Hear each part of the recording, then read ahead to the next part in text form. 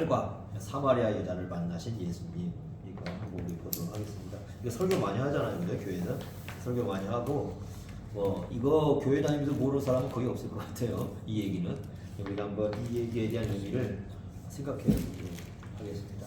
그 문제 푸는 거 1번은 문제 적으면 되고 2번은 라비어 잡수소서. 이게 제자들이 2번이 답이죠. 제자들이 한 얘기니까요. 라비어 잡수소는 여인이 한 얘기가 아니고 제자들이 한 얘기고, 우리가 3번부터 한번 공부를 해보겠습니다. 예수님께서 유대를 떠나 다시 갈릴리로 가신 이유가 무엇인가? 그러니까 4장 1절부터 3절까지 보는데, 그 3절 보시면은 유대를 떠나서 다시 이제 갈릴리로 가셨다, 이렇게 말씀을 하고 있어요. 그런데 그 이유를 말하고 있지는 않아요, 본문에. 왜 이제 가셨을까? 왜 떠나서 가셨을까?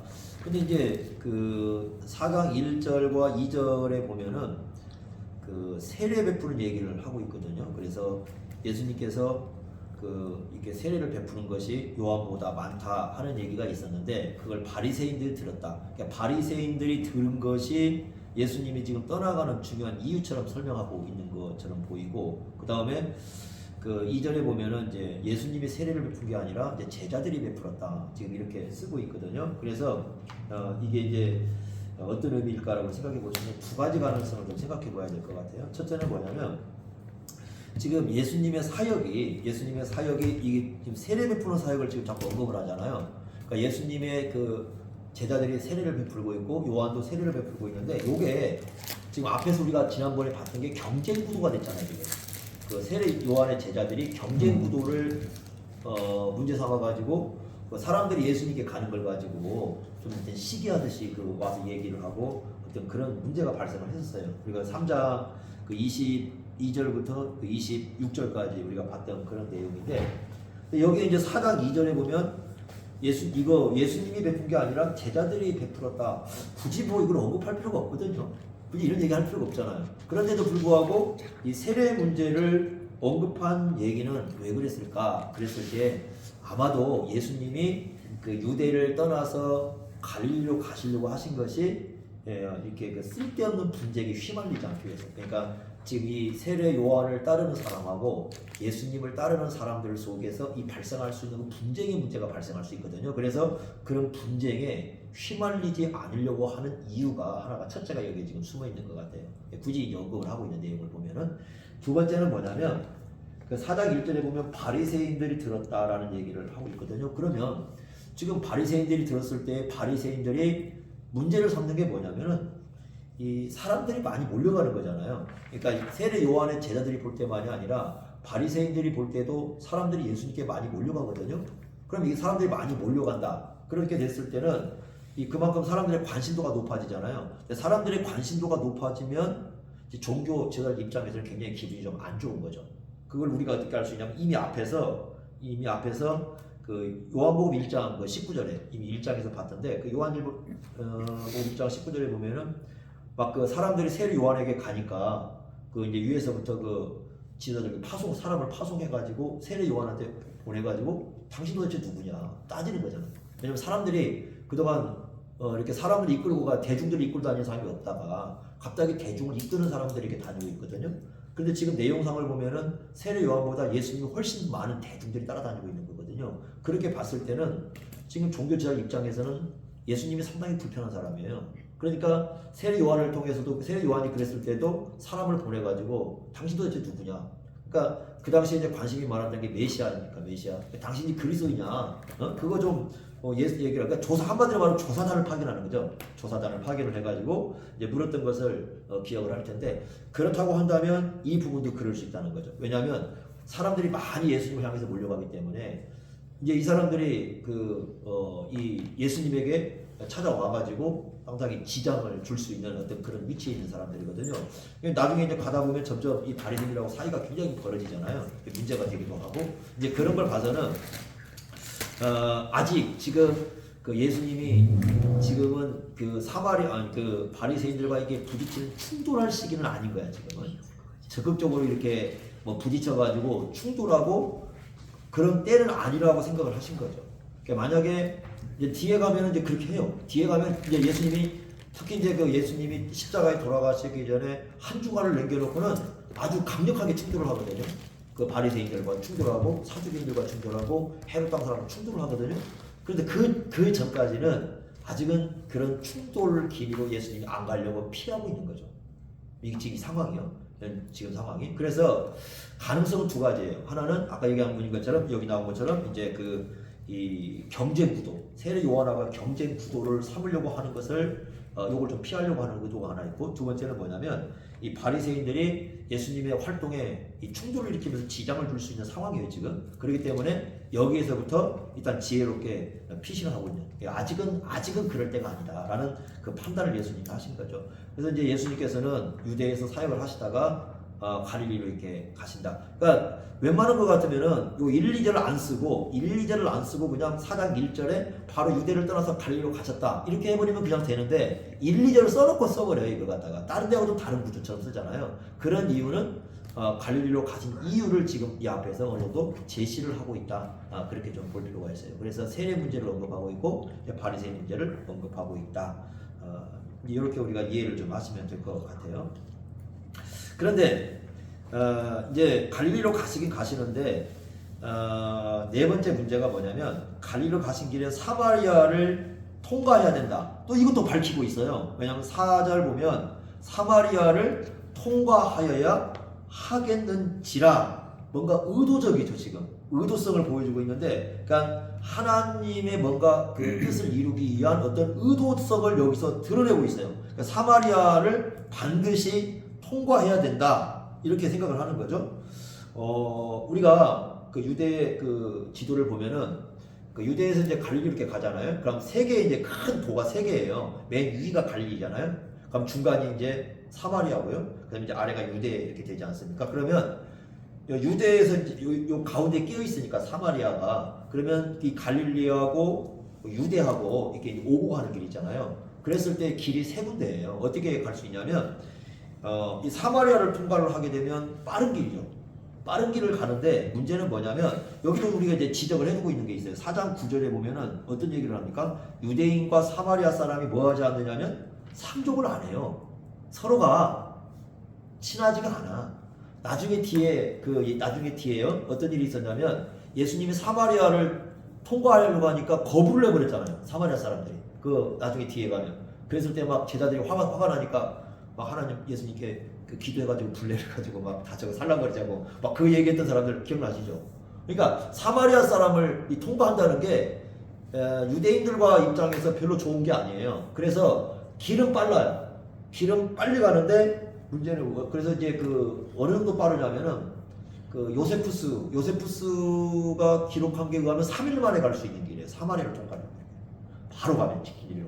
3일 만에 통과가 되거든요. 그런데 여기 말고 두 가지 또 길이 있어요. 어떻게 가냐면 이제 사마리아 사람과 상종을 안 하니까 그 요단 동편 쪽으로 계곡을 따라서 가는 길이 있어요. 계곡 따라서. 여기로 가면 5, 6일 걸려요. 계곡 따라서 가면 시간이 좀 더 걸려요. 그 계곡을 따라서 이렇게 하나 가는 길이 있고, 또 하나가 길이 어떤 길이 있냐면 이게 왼쪽 길인데 그 지중해 쪽 있잖아요. 지중해 해안도로를 따라서 이렇게 올라가는 길이 또 있어요. 이제 대개는 이 지중해 해안도로는 많이 안 다녀요. 그러니까 요단 이제 계곡 쪽으로 다니거든요. 예, 그런데 사마리아 이제 중앙에 있으니까 사마리아에 통과하는 것은 사실 유대인 입장에서는 꺼리는 거고, 또 사마리아 사람들도 별로 그것을 좋아하지 않는 상황이거든요. 그럼에도 불구하고 예수님은 뭐라고 얘기하냐면 사마리아를 통과하겠다는 거죠. 그럼 이거 의도가 있다라는 거죠. 그냥 가려고 하는 게 아니라 의도가 있는 거죠. 그래서 네가 사마리아는 반드시 지금 통과해야 할 그런 땅이다. 지금 이렇게 얘기를 하고 있는데, 그러면 그 사마리아, 지금도 그 사마리아에서 예배를 드리냐 그러니까 1년에 한 번씩 드린다고 하더라고요. 사마리아 사람들이 있대요. 몇 명 정도가 있냐면 한 600명 정도 남아 있다고 하더라고요. 사마리아 사람들이 600명 정도가 담아가지고 1년에 한 번씩 이제 모여서 그렇게 제사를 드린다고 하더라고요. 지금도. 그때 이제 가서 이제 물어봤더니 그런 얘기를 하더라고요. 그런데 이 사마리아 사람하고 이스라엘 사람들이 왜 문제가 됐느냐? 우리가 잘 알듯이 그 솔로몬 죄악 때문에 북이스라엘과 남유다가 이렇게 나눠지잖아요. 그래서 이제 나누다 보니까 북이스라엘은 예배 초소를 두 군데 세우죠. 단에 세우고 그 다음에 베델에 세우고요. 단과 베델에 세우는데 그 단에 가면요, 그 단에 이렇게 가보면 있어요. 여로보암 제단이 지금도 있어요. 그리고 거기 길이 단 제단이 들어가는 길 있잖아요. 그 내려가는 길이 여로보암 길이에요. 그게 여로보암 길 자체 이 길이 여로보암 길이야. 그리고 제단이 여로보암 제단이 있어요. 그러니까 이 단과 베델에 이 제단을 세우거든요. 그런데 이제 남유다 사람들은 그 여전히 이제 예루살렘에다가 이 그 성전을 두고 예배를 드리고 이제 이렇게 되는데 문제는 뭐냐면 이제 북쪽 이스라엘이 점점 그러면서 이제 문제가 되기 시작하고 주전 722년에 멸망을 한단 말이에요. 멸망을 시킨 나라는 아수르입니다. 아수르인데 아수르의 식민지 정책이 중요하고 그러니까 바벨론하고 아수르 이런 식민지 정책이 달라요. 나중에 이제 그 식민지를 자기들이 나라를 정복하지 않습니까? 그럼 정복한 나라를 어떻게 다스릴 건가? 그 얘기를 할 거 아닙니까? 그러면 아수르나 아니면 뭐 다른 나라 이렇게 보면 이제 다르는데 아수르의 정책은 뭐냐면 혼합 정책이에요. 그러니까 이게 뭐냐면 순수한 피를 없애버리는 거야. 혼혈을 시켜버리는 거야. 혼혈. 그래서 이주 정책을 씁니다. 우리가 한번 그건 좀 살펴보고 갈 필요가 있을 것 같은데 열왕기하 17장 한번 보세요. 그 열왕기하 17장 24절을 한번 보시면 이런 얘기를 24절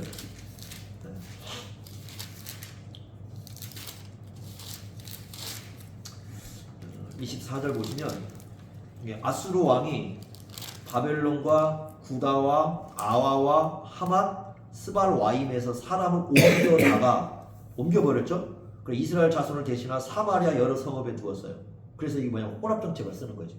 그러니까 저쪽 사람들은 이쪽으로 데려오고 이쪽 사람들은 저쪽으로 데려가고 그렇게 해서 서로 이렇게 혼합된 민족을 이루게 하거든요. 그러는 바람에 어떤 일이 발생했냐면 이게 뭐냐면 우리 말하면 단일성, 그러니까 민족의 단일성을 깨트리는 거죠.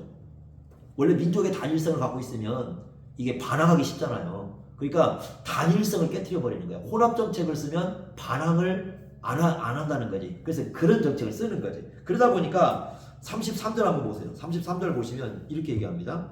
이와 같이 그들이 여호와도 경외하고 또한 어디서부터 옮겨왔든지 그 민족의 풍속대로 자기들의 신들도 섬겼더라. 이제 뭐까지 지금 혼합이 되냐면 종교까지도 지금 혼합이 되는 거죠.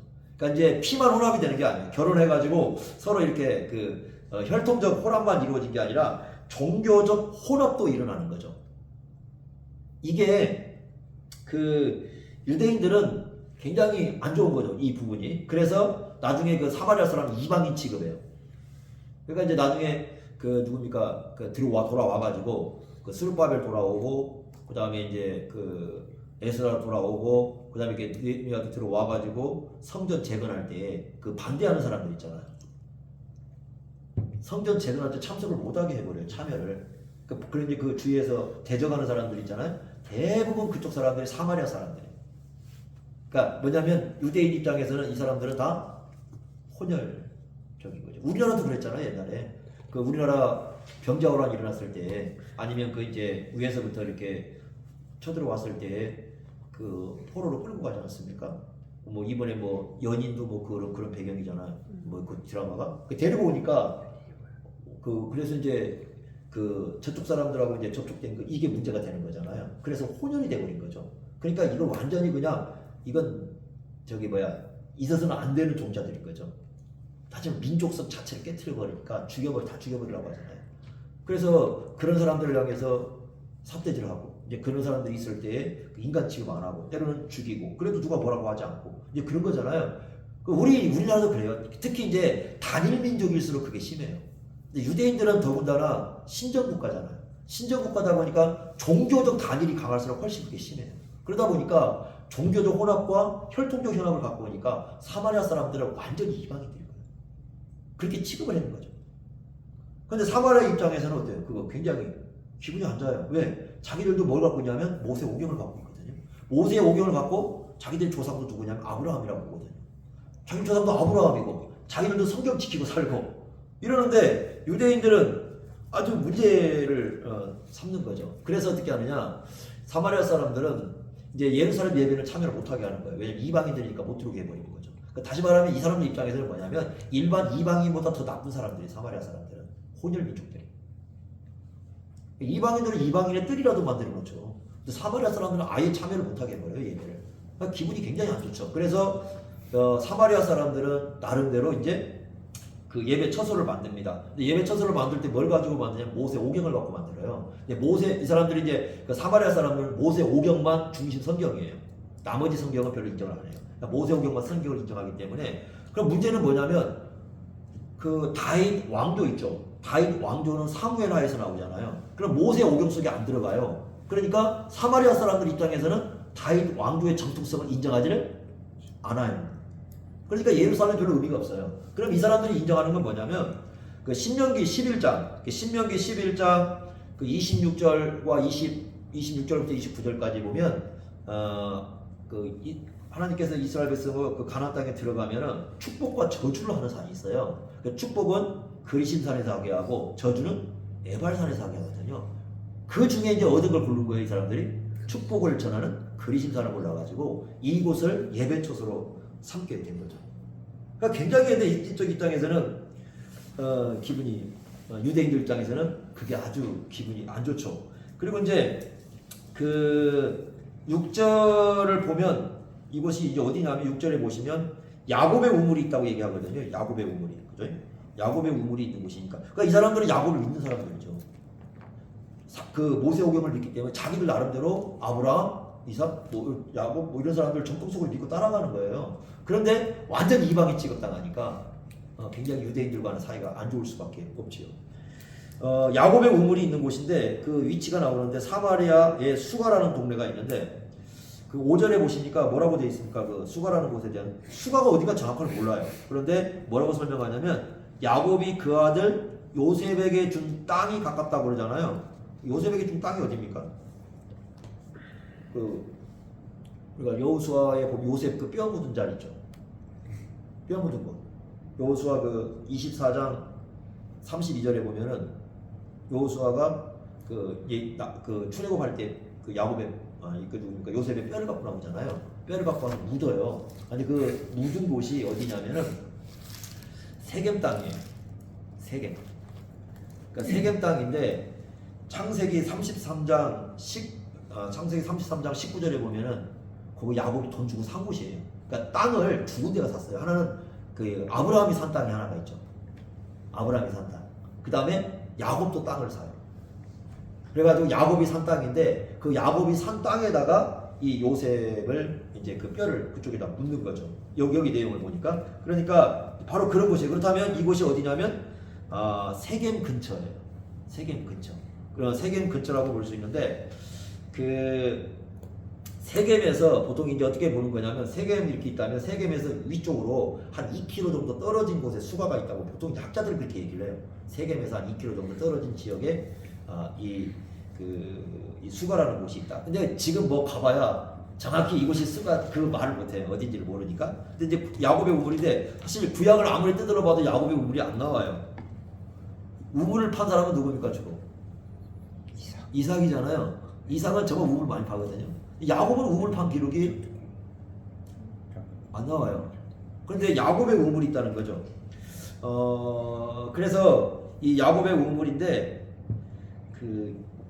이 지름, 그러니까 이게 지금 이제 그 학자들이 연구하면 지름이 한 2m 정도 된대. 이게 2m 정도 되고 깊이가 한 25에서 한 32m 정도까지 간답니다. 이렇게 사람이 판 거예요. 지금처럼 기계로 판 게 아니라 사람이 2m로 해가지고 한 25m, 32m까지 이렇게 원통의 이렇게 우물인데 그 우물이 이렇게 깊이 파죠. 그러니까 지하수, 왜냐하면 깊이 팔 수밖에 없어요. 지하수가 나와야 되니까. 얇게 파서는 지하수 안 나와요. 깊이 파야 돼요. 그래서 이제 지하수가 이렇게 나오는 곳이니까 이제 그런 것을 여기서 우리가 배경으로 좀 볼 수 있어요. 이제 그곳이에요. 자, 문제는 뭐냐면 그 시간이 중요한 건데요. 6절 한번 보세요. 때가 몇 시입니까? 6시죠. 제가 이제 이거 좀 제가 이제 설명을 좀 드린다고 했는데 6시인데 이게 왜 문제가 되냐면 6시가 로마의 시간법이냐 유대의 시간법이냐 하는 거예요. 그러니까 만약에 유대의 시간법이라면 6시에다가 6을 더하면 되잖아요. 그럼 낮 12시죠. 그래서 많은 사람들이 뭐라고 해석을 하냐면 낮 12시에 왔고 왜 낮 12시에 왔느냐? 사람들의 눈을 피하기 위해서라고 해석했어요. 그런데 이건 성경에 아무도 설명 안 하는 거예요, 지금. 사람의 눈을 피했다는 얘기도 없어요. 사실 설명도 않고 있어요. 그러니까 이 여인에 대한 이제 얘기인데, 그런데 그 우리가 잘 알고 핸드릭슨 있죠. 핸드릭스는 이거 유대의 시간으로 보면 안 된다고 얘기합니다. 로마의 시간법으로 봐야 된다. 로마의 시간법으로 보려면 저녁 6시입니다. 저녁 6시에. 그러면 저녁 6시면 이제 우리가 한번 이제 추측을 해봐야 됩니다. 자, 제자들이 지금 음식을 구하러 갔죠. 이 여인이 만나요. 음식을 구하러 갔잖아요. 동네에. 그러죠? 수가라는 동네에 음식을 구하러 갔는데, 이제 지금은 뭐냐면 정오에, 보통 1세기 정오에 음식 못 구한답니다. 그러니까 생필품 구할 수 없대요. 원래는. 그러니까 구하기가 어렵대요. 나가서. 그러니까 난 12시라고 한다면 그 제자들이 나가서 음식을 구한다는 것 자체가 약간 안 맞는 그런 이제 의미가 있고요. 이제 가장 중요한 건 뭐냐면 요한복음 19장 14절 한번 보세요. 요한복음 19장 14절. 요건데요. 19장 14절 보시면, 자, 재판을 받는 시간이 나오죠. 재판을 받는 시간이 나와요.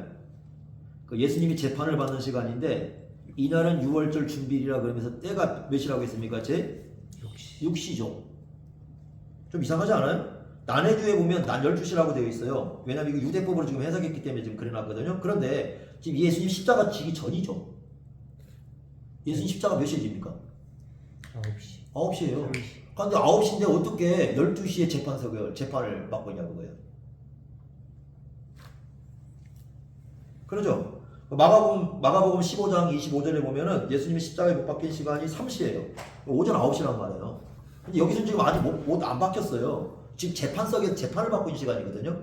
재판을 받고 있는 시간인데 6시야.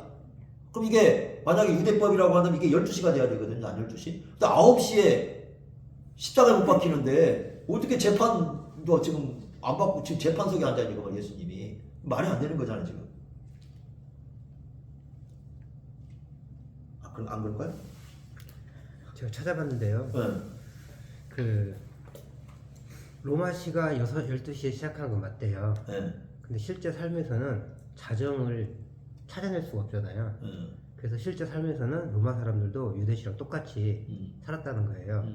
근데 1시, 3시, 6시, 9시, 12시라고 하면 내가 아침에 일어났으면 6시에 무조건 아 0시에 시간이 그렇죠. 그러면 중청이네? 그럼 12시인 거야. 중청과 그 아침에 일어날 건 사이네? 9시인 거야. 몰라 그거를 그냥 대충 짐작을 한 거야. 근데 그렇게 조금 디테일에 가기도 하고 근데 요것은 그러기에는 디테일에 가기도 하고 12시를 얘기하면 12시 이전에 그 정오 이전을 모두 통틀어서 얘기한다는 거예요. 근데 이건 제6시라는 시간을 명확히 밝혀놓고 있기 때문에 조금 예를 들면 우리가 아까 방 목사님 말씀처럼 우리가 대충 지금 몇 시 이렇게 측정하기가 쉽지가 않은 거야. 왜 그러면 시간대가 지금 그러니까 이거는 그냥 오전이라고 얘기한다는 거예요. 그래서 이제 저도 이제 로마시로 배웠는데 근데 이것이 이제 그렇게 보면 로마 시간법으로 보는 게 맞다라고 이제 보통 학자들이 그래서 얘기를 들어가는 거예요. 빌라도가 6시부터 새벽 6시부터 나와서 재판했겠냐 이거죠. 그렇게 얘기하는 그런데 12시보다는 정오보다는 오히려 위험 감수가 이제 그분은 보통 이제 조성문 교수 같은 경우는 하여튼 밤새 저기 재판을 했잖아요. 네. 왔다 갔다 하면서 그랬으니까 그 사안의 심각성 때문에 6시에 나왔을 수 있다. 뭐 이제 그거야 이제 먼저 상황을 잘 모르죠. 그러니까 모르지만 그런 상황에서 이 문맥만 갖고 보면은 시간이 이게 유대 시간으로 봐버리면 완전히 이 엉터리 시간 계산법이 되는 거죠. 그렇죠? 근데 시간이 그 안식일 준비일이기 때문에 그 전날로 봐야 되는 거. 그러면 이제 그러니까 이제 그 오전 여기는 오전 이제 그 14절은 오전 6시죠.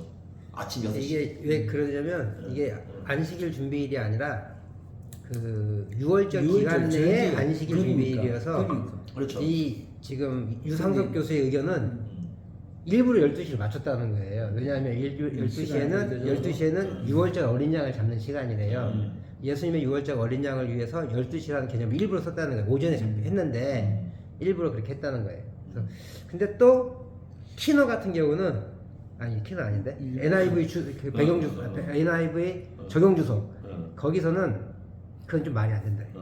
그거는 네, 알레고리, 제가 볼 때는 알레고리. 그래서 그건 간단한 것은 뭐냐면 로마의 시간법을 전부 아니 그 요한복음의 시간법을 전부 유대의 시간법이 아니라 로마의 시간법으로 계산해 버리면 맞아요. 안 된다고요? 아니 그렇게 하면 맞다고. 그렇게, 근데 유대의 시간법으로 계산을 해버리면 이제 이게 틀어져 버리는 거예요. 제가 가지고 있는 주석 모두는 로마식으로, 유대식으로 해서 유대식으로 되게 다 계산해요. 근데 근데 대부분 2000년 핸드릭스는 이걸 그래서 로마 시간법으로 계산해야 된다. 이게 요한복음을 그렇게 되면 요한복음 1장 39절에 10시도 오후 4시가 아니라 오전 10시가 되는 거야. 네. 이게 다 시간 그러니까 그렇게 근데 그건 뭐 맞출 수가 그런 가능성이 있는 거죠. 게다가 또 중요한 게 뭐냐면 요한복음 6장 1절이요. 요한복음 6장 1절에 보시면 21장 1절도 마찬가지인데 6장 1절 보시면 바다 이름이 뭘로 나오냐면 디베라로 나오죠. 디베라로 나옵니다. 그러면 디베라 이 갈릴리 바다거든요. 갈릴리 바다인데 디베라는 로마에서만 쓰는 공식적 이름이에요. 바다 이름 자체가. 로마에서만 쓰는 공식적 이름이에요. 근데 여기도 마찬가지지만 21장 1절도 마찬가지예요. 거기도 디베라예요. 그래서 이건 로마의 공식적인 이름을 쓰고 있는 것도 이제 이게 이 요한복음이 지금 뭔가를 좀 지향하고 있다 이렇게 좀 볼 수가 있고 그 다음에 또 하나가 문제가 뭐냐면 그 지금 아까 한번 다시 4장에 와보세요. 지금 유대를 떠나서 갈릴리로 간다고 그랬잖아요. 얼마가 걸렸는지 나오지 않죠. 네. 그러죠? 그러면 유대에서 갈릴리로 가다가 사마리아를 들어갔습니다. 예루살렘에서 지금 그 있잖아요. 그 예루살렘에서 지금 요 사마리아 통과까지가 키로수가 60km입니다. 60km. 여기 지금 수가성까지가 한 60km 거리가 되거든요. 키로수도 60km면은 얼마나 가야 되나요? 하루 반. 하루 만에 가야죠. 그 사람들도 하루 반이니까 네, 하루 반을 다음날 가야 되죠. 점심이다. 자, 그렇다면 어느 걸로 보아야 될까? 만일 이게 이제 이런 여러 가지 지금 문제가 대두가 되고 있어요. 그래서 이 여인에 대한 일단 비난이 없어요. 여기 우리가 이거 비난은 우리가 만들어내는 거예요. 사실 여인에 대한 비난 우리가 만들었어요. 이 여인에 대한 비난은 아예 나오지 않아요. 여기 자체가 그잖아요. 성경을 본 사람이 만들었죠. 근데 야 성경은 비난하지 않는 걸 우리가 만들어서 비난을 해버린 거야 지금. 그것도 문제가 있죠. 그럼 만약에 저녁 때라고 한다면 야 6시라고 오후 6시 이제 여기서 아까 그 시간을 오후 6시로 본다면 이 여인은 정상적으로 물길로 나온 거야. 시간 자체가. 그러니까 이게 남을 피해서 나온 게 아니고 여인들이 그냥 나올 수 있는 시간에 정상적으로 나온 거예요. 물길로. 그러니까 이것이 그래서 어떻게 봐야 될까? 과연 로마의 시간법으로 봐야 될까? 아니면 해야 될까? 이제 그런 문제인데 그래서 그 우리나라에 이제 조성민 교수라고 계시거든요. 조성민 교수 같은 경우는 다양한 이제 근거를 들어서 로마의 시간법으로 보는 게 맞다 이렇게 얘기를 합니다. 그게 제가 배웠던 교수님. 에스라죠. 조성민 모수가 이렇게 얘기해요. 그러니까 조성민 교수는 이거 모든 이 부분을 놓고 그냥 아예 그냥 이 요한복음으로 봐야 된다 이렇게. 그러니까 그래서 이 요한복음은 물론 유대인들의 대한 관점도 많이 있지만 그러나 로마에 대한 어떤 그 관점도 가져야 된다. 그리고 이제 여러 가지 증거들에 의해서 이제 그런 얘기를 해요. 왜 그러냐면 이 말씀이라는 것 자체도 로고스라는 말을 쓰고 있잖아요. 사실 그 로고스라는 말은 헬라세계 쓰는 말이거든요. 그렇기 때문에 요한복음 자체가 유대인들만이 아니라 그 로마 사람들에 대한 이 전도 대상자가 그쪽도 향하고 있다고 얘기하는 겁니다. 그래서. 아예 로마 공동체를 향해서 썼다고 그래요. 왜냐하면 그 절기들을 소개하는데 6월절을 무교절을 이렇게 설명을 해요. 하고 있거든 또. 그러니까 우리나라 사람들한테 추석을 설명할 이유가 없잖아요. 근데 재외교포들한테는 추석이 어떤 의미다, 내 조카한테는 추석이 어떤 의미다 설명해줘야 되거든요. 그렇죠. 설명을 그런 식이다 보니까 이건 틀림없이 유대인을 향해서 썼겠지만 로마 문화에 익숙한 재외교포들 그런 사람들을 향해서 쓴 거다. 그런 사람들 염두에 두고. 그러니까 가능성이 다 있어요. 그래서 유대 세계도 열어놓고 봐야 되고 그 다음에 왜냐하면 또 이런 경우가 있으니까 너희가 영생을 어쩌고 성경을 상고한다고 또 얘기하거든요. 그런 건 유대인들이거든요. 성경을 상고하는데 영생 얻으려고. 근데 너희가 예수님 믿지 않는다. 이 얘기는 또 유대인들 대상으로. 그래서 두 개를 다 지향을 해야 돼요. 그거는 이제 유대인을 다두 개를 성경을 상고한다는 거 예수님 직접 얘기한 거니까 그 유대인들한테 그거는 이제 두 개를 다 지향을 한번 문제가 해보셔야 되지 않는 돼요. 것 같고. 근데 하여튼 제가 솔직히 이거 다음 주에 설교할까 해가지고 열심히 찾아봤거든요. 난 조성민 교수한테 배웠고. 근데 제가 가지고 있는 주석이 요한복음 주석이 한 10개 돼요. 거의 다 유대법으로 썼어요. 조성민 교수만 해도 한 10% 정도, 20% 정도는 된다 그러겠는데 아니요. 한 명도 없어요.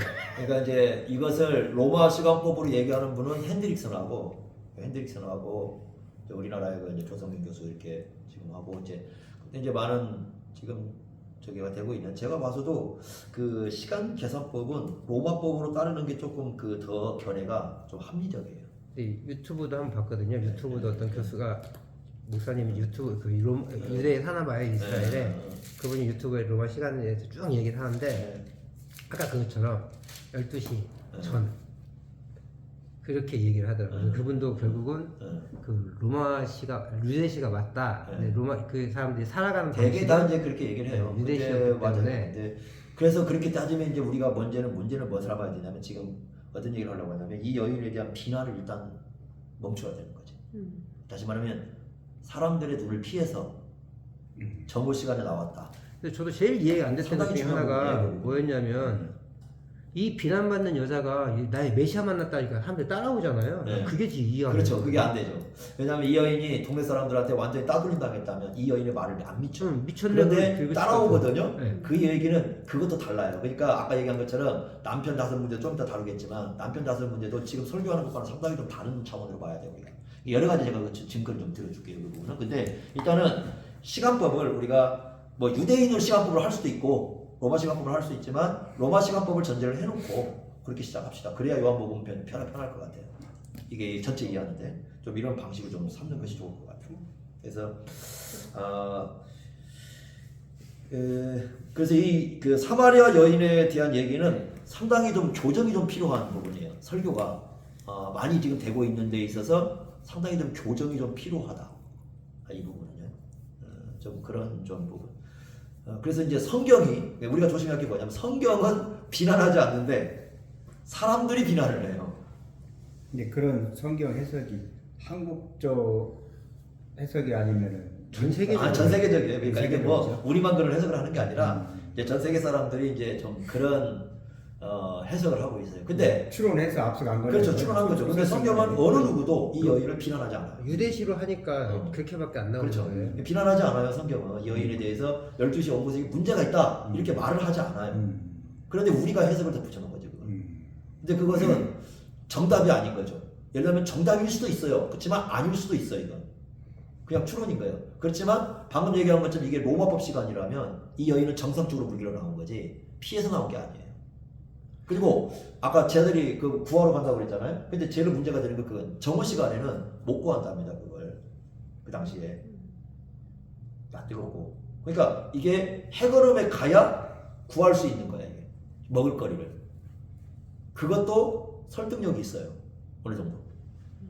그렇기 때문에 이런 부분들을 우리가 좀 종합을 좀 해보면 이제 유대 시간법보다는 오히려 로마 시간법이 훨씬 이 여인을 얘기하는데 의미가 좀 부여가 된다 이렇게 좀 보일 것 같아요. 그렇게 정리하고 갑시다. 그럼 되겠죠? 자 그리고 이제 7절에 보시면 7절 4장 7절에 보시면 예수님께서 먼저 말을 걸죠. 그죠? 의도적인 거죠. 물을 달라. 그런데 이제 물을 달라는 걸 문제를 삼는 것은 여자죠. 그러니까 예수님은 당연히 물을 달라고 하는데 그걸 문제 삼는 것은 그 목적이 있기 때문에 그 의도성을 가진 거죠. 자 유대인들의 입장을 한번 볼까요? 그 우리 요한복음 8장 48절 한번 보세요. 거기 보면은 유대인들에 대해서 유대인들의 욕이 하나가 있어요. 이 욕하는 겁니다. 유대인이 유대인을 모욕하는 욕이 하나가 있습니다. 그게 바로 뭐냐면 48절 보시면 유대인들이 대답하여 이르되 우리가 너를 누구라고 합니까? 사마리아 사람이라 또는 누가 뭐가 되냐? 귀신이 들렸다. 자 귀신이 들렸다는 건 나쁜 욕이죠. 사마리아 사람도 나쁜 욕이에요. 그러니까 유대인들이 너는 사마리아 사람이야 그러면 굉장히 기분 안 좋아요. 어? 예를 들면 우리가 뭐가 같다고 해야 될까? 우리나라 사람 뭐가 안 좋은 거야? 뭐 닮았다고 해야 안 좋아요? 옛날에 너는 쪽발이 같다. 일본 사람들 쓸 때 비할 때 쓰잖아요. 그럼 굉장히 기분 나쁘죠. 닮았다 꼭 하필 얘기해도 그런 사람들 얘기하고 그럴 수 있는데 어쨌든 여기 내용을 보면 사마리아 사람을 너는 사마리아 사람 같아라고 요구한 게 어느 정도 기분이 나쁘느냐? 너 미쳤어. 귀신 들다가 미쳤다는 거잖아요. 미친 사람은 귀신 들다. 너 미친놈이야. 라고 얘기하는 것처럼 기분 안 좋은 거예요. 아주 모욕적인 말이죠. 그럴 정도로 이 유대인과 사마리아 사람들은 서로 이게 적대 감정을 갖고 있고 좀 말을 건네기 싫고 상종하기 싫고 그런데 예수님이 어떻게 하고 있습니까? 그 여인을 찾아가서 말을 건네는 거죠. 이게 말을 건네는 것이 이제 뭐의 시작은 복음을 전하는 일의 시작이죠. 저 말을 건네는 거죠. 그래서 이 접촉하기 싫고 또는 적대 감정을 갖고 있고 또 상종하기 싫은 사람들에게 이 말을 건넬 수 있는 사람들은 딱 한 사람밖에 없다. 어떤 사람들이냐? 복음을 가진 사람들. 복음을 가진 사람들. 예수 그리스도의 복음을 가진 사람들만이 그게 가능한 거죠. 네. 그런 사람들을 우리는 그 복음을 전해서 불러들여야 되니까. 그래서 이제 그런 모습을 여기 한 부분 보여줍니다. 처음에 만났을 때는 그렇게 얘기를 합니다. 자, 두 번째는 어떻게 되느냐? 4장 12절 가봅니다. 뭐라고 얘기합니까? 4장 12절에는 끝부분에 보면 당신이 야곱보다 더 크십니까? 라고 얘기를 해요. 자, 왜 이런 얘기가 나왔습니까? 그 10절에 보시면 이렇게 예수님께서 이렇게 얘기하면 10절 말씀 내가 만일 하나님의 선물과 또 내게 물 좀 달라 하신 이가 누구인 줄 알았더라면 내가 그에게 구했을 것이고 그가 생수를 내게 주었으리라 이렇게 얘기합니다. 자, 여기 보시면 하나님의 선물이 뭐라는 겁니까? 지금 여기 보니까 생수죠. 생수가 지금 하나님의 선물이거든요. 그리고 또 그 물을 좀 달라고 얘기한 예수님이 누구신가를 알았다면 네가 구했을 거다. 네가 뭘 구해달라는 거예요? 또 역시 하나님의 선물을 달라고 했을 거라고 말이죠. 하나님의 선물을 지금 여기 하나님의 선물을 가져오신 분이 예수님이고 그 예수님이 누군가를 알았더라면 그 예수님께 그 하나님 가져온 선물을 달라고 얘기했을 것이다 라고 얘기할 것입니다. 그러면 이제 이 선물이 뭘까? 여기서 말하는 선물, 이 하나님의 선물이라는 것이 과연 뭘 의미할까? 요즘에 이제 아마 책도 지금 나와 있는 걸 하나님의 선물이라는 책도 나와 있는 것 같아요. 그때 선물이라는 책이 아주 연구가 돼가지고 나와 있긴 하는데 이 선물이라는 이 말이 사도행전을 가면 4번이 나오거든요. 사도행전이 4번에 나오는데 사도행전에서 나오는 모든 선물의 내용은 성령하고 연계되어 있어요. 그게 독특합니다. 한번 우리가 볼까요? 사도행전 2장 한번 가보겠습니다. 사도행전 2장 4구절 딱 4구절 나와요. 선물과 얘기된 말이지. 2장 38절 보시면 베드로가 얘기하는 게 나오죠. 너희가 회개하여 각각 예수 그리스도의 이름으로 세례를 받고 죄사함을 받아 그리하면 성령의 선물을, 그러니까 성령의 선물 이렇게 되어 있는데 이제 다른 말에는 또 성령을 선물로 그래서 성령 자체가 뭐라고 해요? 하나님의 선물이라고 지금 얘기하고 있는 거예요. 성령 자체가 하나님의 선물이다 이렇게 얘기를 하고 있습니다. 그래서 하나님의 선물은 성령이라는 거죠. 8장 20절 한번 보십시오. 8장 20절도 8장 20절을 보시면 거기 시몬이라는 사람이 재밌죠. 시몬이 18절 시몬이 사도들이 안수로 성령 받는 것을 보고 돈을 들여 자기가 돈을 주면 안수하는 사람이면 그 성령을 받게 해달라고 그러잖아요. 그랬더니 20절에 베드로가 뭐라고 합니까? 네가 하나님의 선물을 돈 주고. 그러니까 이거 선물 지금 뭐 얘기하는 겁니까? 19절에 의하면 성령이죠. 역시 성령이죠. 그죠? 근데 베드로 앞에 시몬이 그랬다는데 베드로 재밌어 이게. 베드로 원래 이름이 누구예요? 시몬이잖아요. 자기하고 똑같은 사람이 이름 가진 사람이야. 앞에 시몬이. 네? 이제 시몬이 베드로에게 돈 주고 얼마 줄 테니까 좀 성령 좀 이렇게 거래하는 거죠. 그러니까 이제 베드로가 아주 시급한 얘기를 하는 거죠. 네, 원래 베드로 이름이 시몬이잖아요. 근데 이제 자기가 똑같은 이름을 가진 사람이 베드로에게 얘기합니다. 같은 시몬끼리. 네, 같은 시몬끼리 왜 그런지 모르겠어요. 자, 10장 45절 한번 보세요. 10장 45절. 거기도 보시면 우리 성경에는 그냥 성령 부어주심 이렇게 되어 있는데 그게 써 있는지 모르겠네요. 그 번호 쓰여 있습니까? 혹시 2번이라고? 10장 45절. 번호 쓰여 있죠. 그 밑에 그 헬라어 원문 그 나와 있죠. 거기 뭐라고 되어 있냐면 성령의 선물이라고 되어 있죠. 그죠? 뭔 말인가 이거 되시죠? 2번 번호 쓰여 있고 난해주를 보시면 그 헬라어 원문이 뭔가 나와 있죠.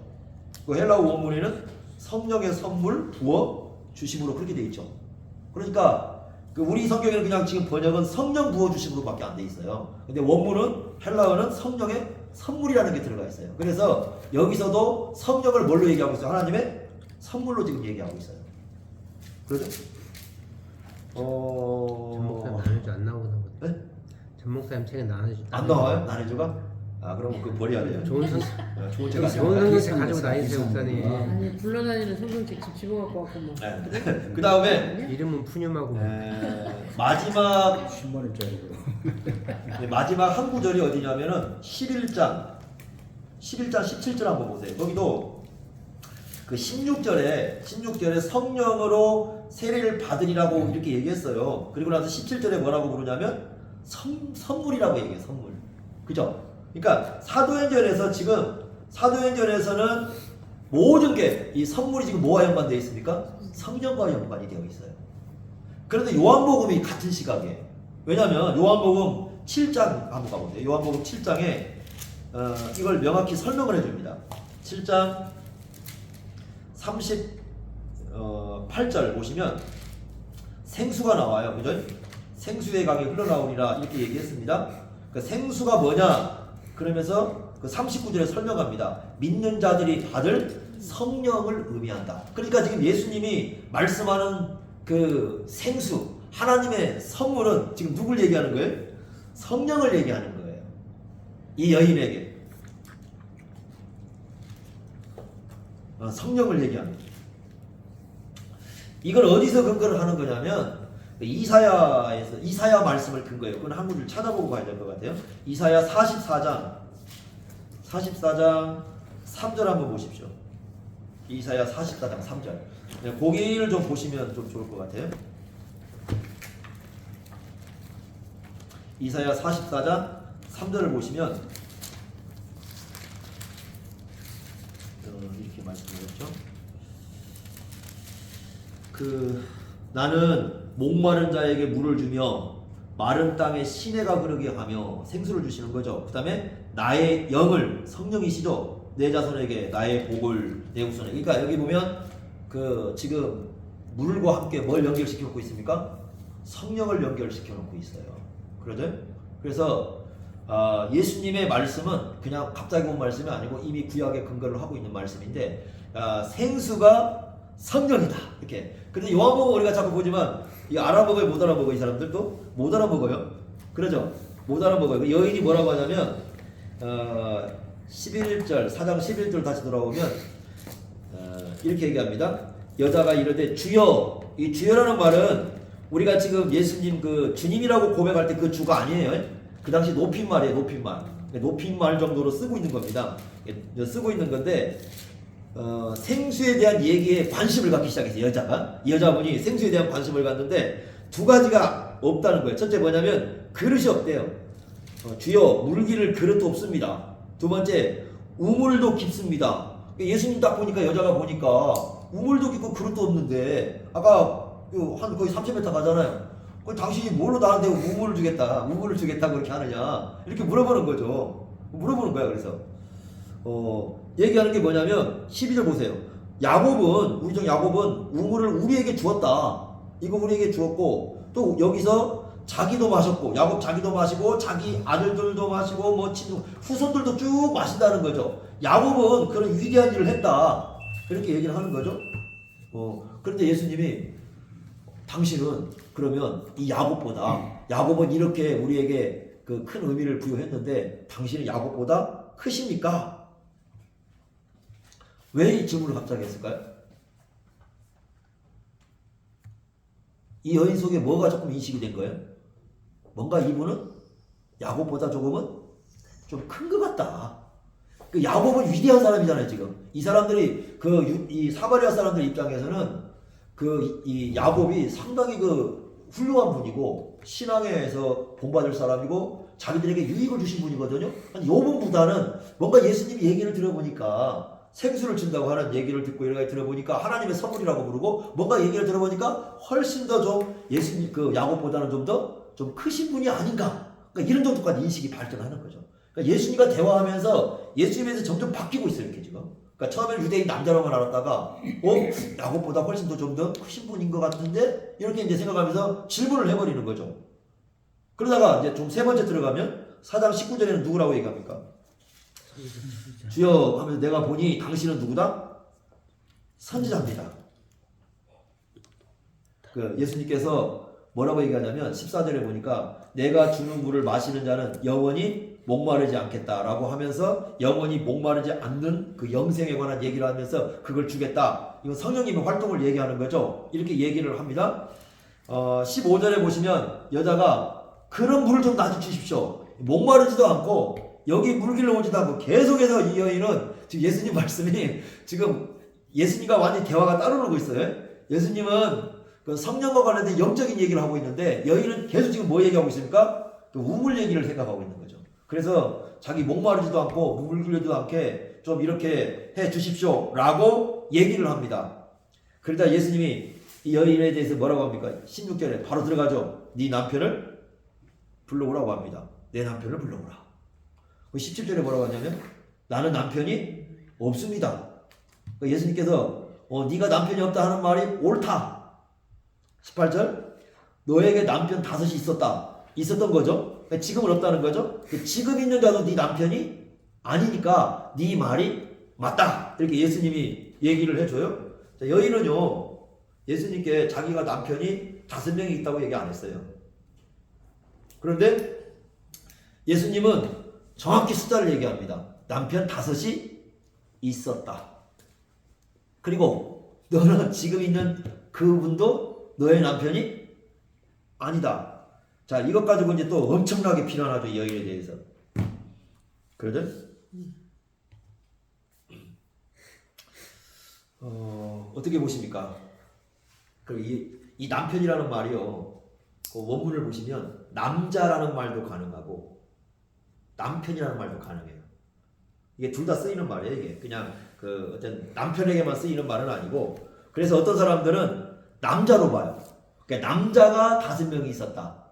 아니, 성경은 남편이라고 돼 있는데 읽을 때 남자로 읽어. 그래갖고 남자가 5명이 있어가지고 이 남자 저 남자 이 남자 두루두루 이제 5명 남자를 이렇게 뭐 이렇게 그냥 해가지고 아주 뭐랄까요, 문란한 여자로 이렇게 보거든요. 그래서 아주 문란하게 남자들하고 살았다 이렇게 얘기합니다. 이 여인 나이 몇 살쯤 됐을까요? 몇 살쯤 돼 보입니까? 예수님보다 나이 많을까요, 적을까요? 자, 제가 질문 한번 해보겠습니다. 예수님의 장모가, 베드로의 장모가 예수님보다 나이가 많을까요, 적을까요? 적을 수도 있겠다. 왜냐면 사람들이 장모라고 하니까 우리 시대의 장모로 생각해가지고 나이가 있을 거라고 생각을 하거든요. 베드로가 예수님보다 나이가 많을까요, 적을까요? 일반적으로 많다고. 결혼을 했고 장모가 있으니까 많을 거라고 생각을 하거든요. 예수님 나이가 몇 살이죠? 공생이 시작할 때가? 30살이죠. 유대인 남자 결혼 적령기가요 18살이죠. 여자는요 13살이죠. 그럼 생각해 보세요. 그러면 지금 베드로하고 와이프 사이에 아이가 있어요, 없어요? 흔적이 없어요. 아이가 있다는 흔적이. 그러면 생각을 잘 해보시면 이 장모가 예수님하고 거의 또래 나이예요. 베드로는 예수님보다 나이가 어릴 확률이 높아요. 결혼했기 때문에 나이가 많은 게 아니에요. 장모가 있기 때문에 나이가 많을 수 있는 게 아니고. 근데 우리 인식에는 나이는 안 나와요, 성경에. 안 나오는데 성경을 볼 때 우리 관점으로 보는 거야. 그러니까 그 당시 1세기 당시에 그 나이로 결혼 정년기를 보는 게 아니라 우리 식으로 봐보니까 우리 시대의 장모야. 한 40에서 50대 장모. 그죠? 베드로 훨씬 나이 많아 보이고 뭐 이렇게 보이거든요. 남편은 5시만 얻었다가 몇 살쯤 됐을까요? 만약에 결혼 적령기가 13살이라면 이 여인은 우리가 생각하는 만큼의 나이가 한 5명 했으니까 한 40, 50대 됐을까요? 20대 넘었대. 그러지 않을 가능성도 훨씬 높아요. 그죠? 근데 우리는 이제 우리식으로만 생각하다 보면 이 여인의 나이를 갖다가 너무 높이 볼 수도 있어요.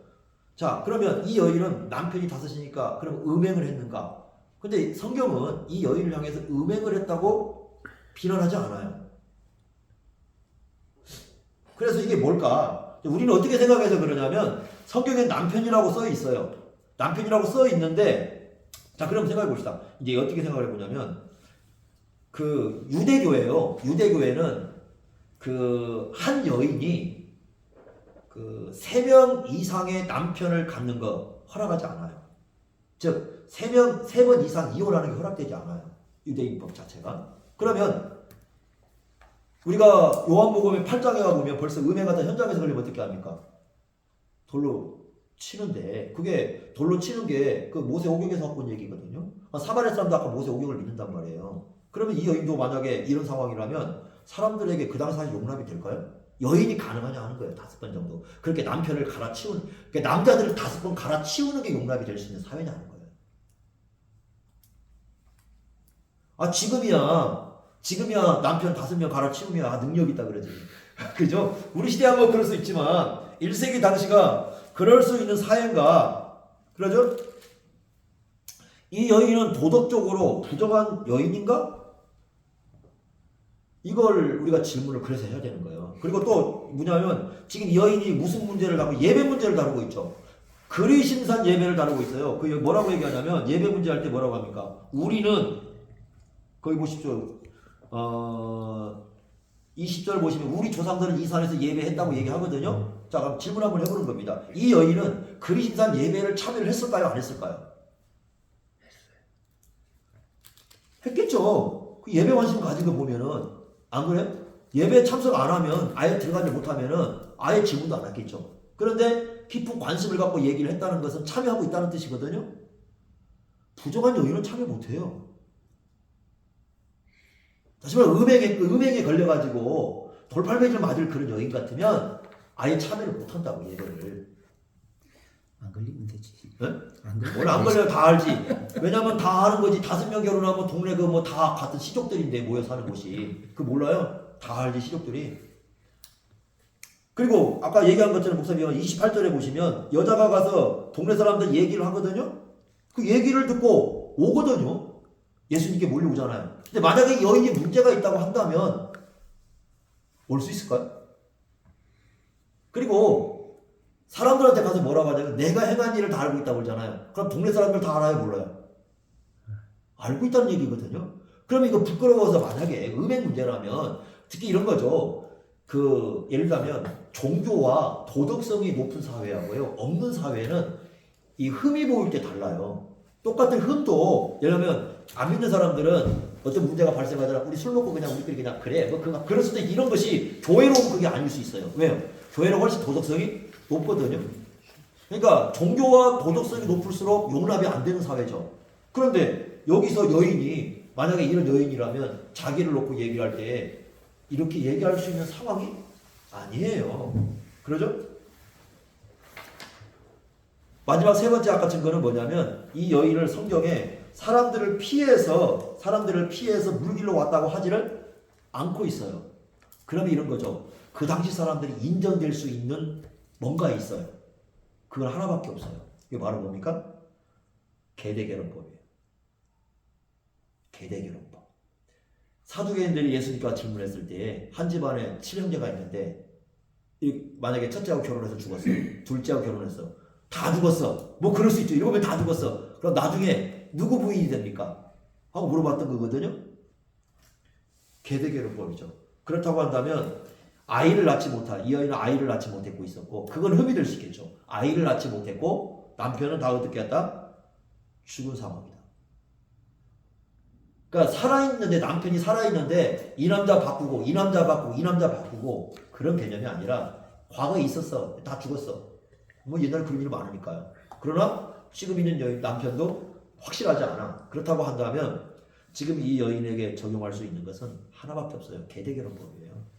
그래서 아까 그 얘기한 그 조성민 교수는 계대결혼법 얘기하죠. 그대로 그냥. 계대결혼법도 하나의 방법이다. 네, 방법이다. 그런데 그분은 그걸 그렇게 확증해요. 뭔진 모르지만 네. 다양한 방법이 있었을 거다.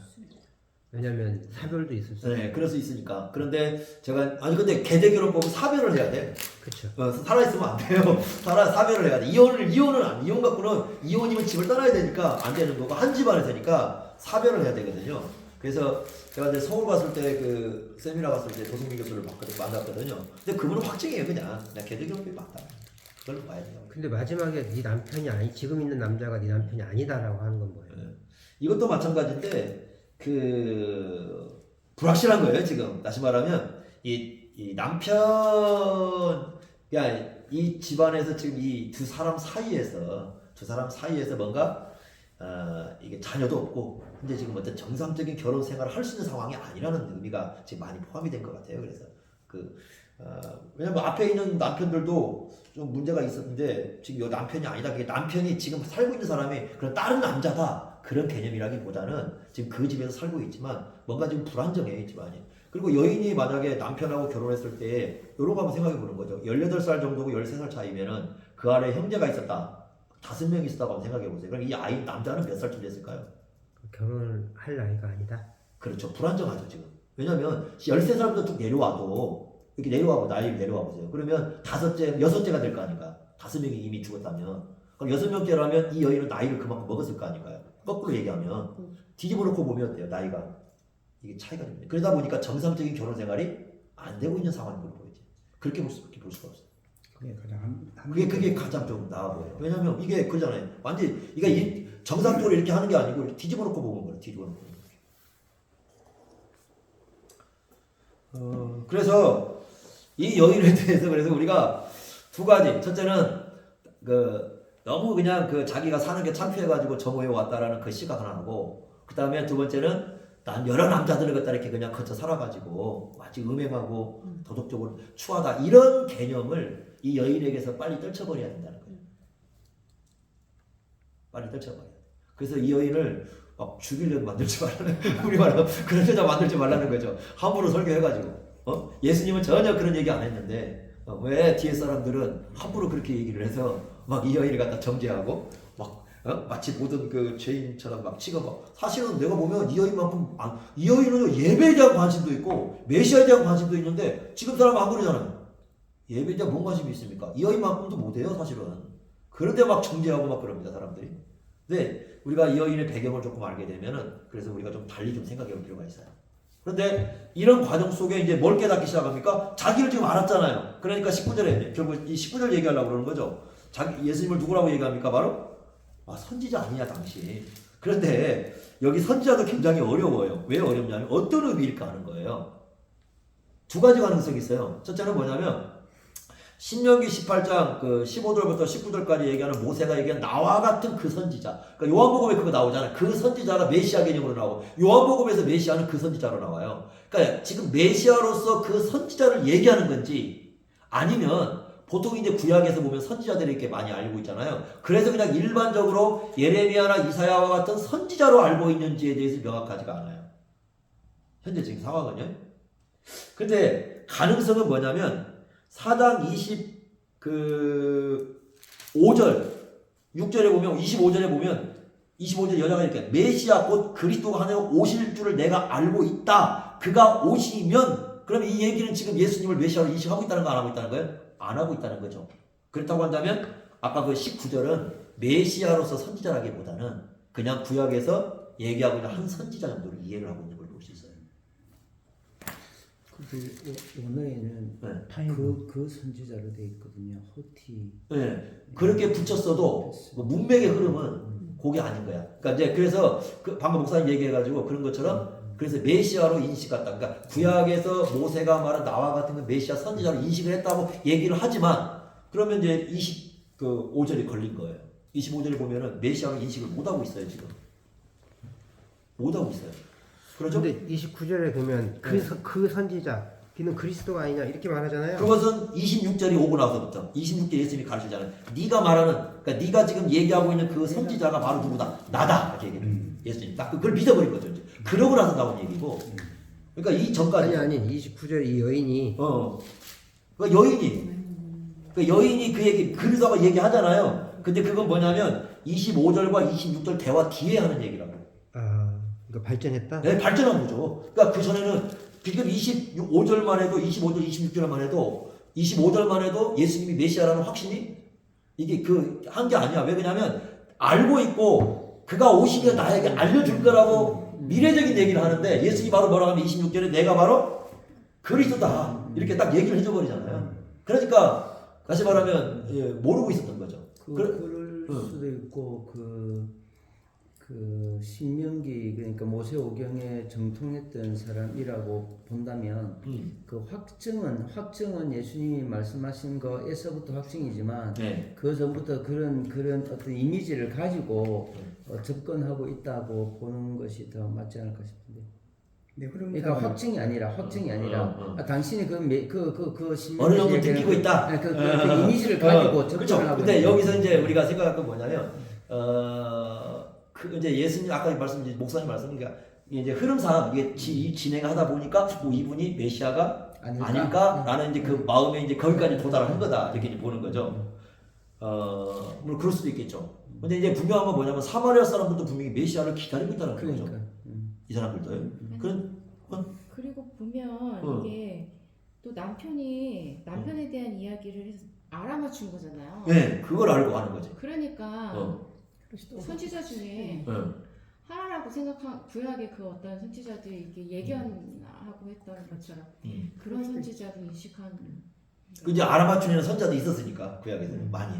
왜냐면 지금 너무 신기한 거죠. 네, 신기한 거죠. 알아맞추는. 그래서 얘기할 때, 그러니까 모세가 이제 그 기록한 신명기에서 말하는 그 메시아로서 그 선지자라는 개념을 도달한 것보다는 오히려 그 구약에서 얘기하는 그 선지자 중에 일반적인 인식을 한 거죠. 그게. 일반적인 잘 선지자로 알아맞추니까. 보기보다는 그 시대적인 배경이나 그 유대인들이나 그 사마리아 사람들이 가지고 정통이라고 말하는 것은 모세오경밖에 없거든. 그 다른 선지자들은 우리가 보는 이미지고 이 사람들이 보는 이미지는 모세오경이죠. 중심이. 그러기 때문에 일반적인 선지자보다는 그 신명기 그러니까 목사님 얘기한 것처럼 이제 그렇게 주장하는 사람들이 있어. 그러니까 왜냐면 그것이 틀렸다는 얘기가 아니라 그럴 가능성도 있어요. 그런데도 문맥을 보면은 문맥 흐름이 보면은 그런 인식을 못 하고 있다는 거지. 못 하고 있는데 넣기에는 거기다가 이렇게 맞추기에는 짜맞추는 것처럼 돼가지고. 근데 이제 이런 거예요. 우리가 이제 이건 좀 알아야 될 게 뭐냐면 사마리아 사람들이 모세 오경 외에 다른 성경을 완전히 배척했느냐 하는 문제거든요. 네. 그런데 예를 들면 모세 오경만 믿은 건지. 그런데 이제 그 학자들이 의하면 그렇게 얘기하는 사람도 있어요. 모세 오경 그런데 실제로는 모세 오경만 믿은 건 아니라고 얘기를 해요. 그러니까 모세 오경을 중심에 두고 나머지를 수용한 것으로 이렇게 얘기하는 경우도 있어요.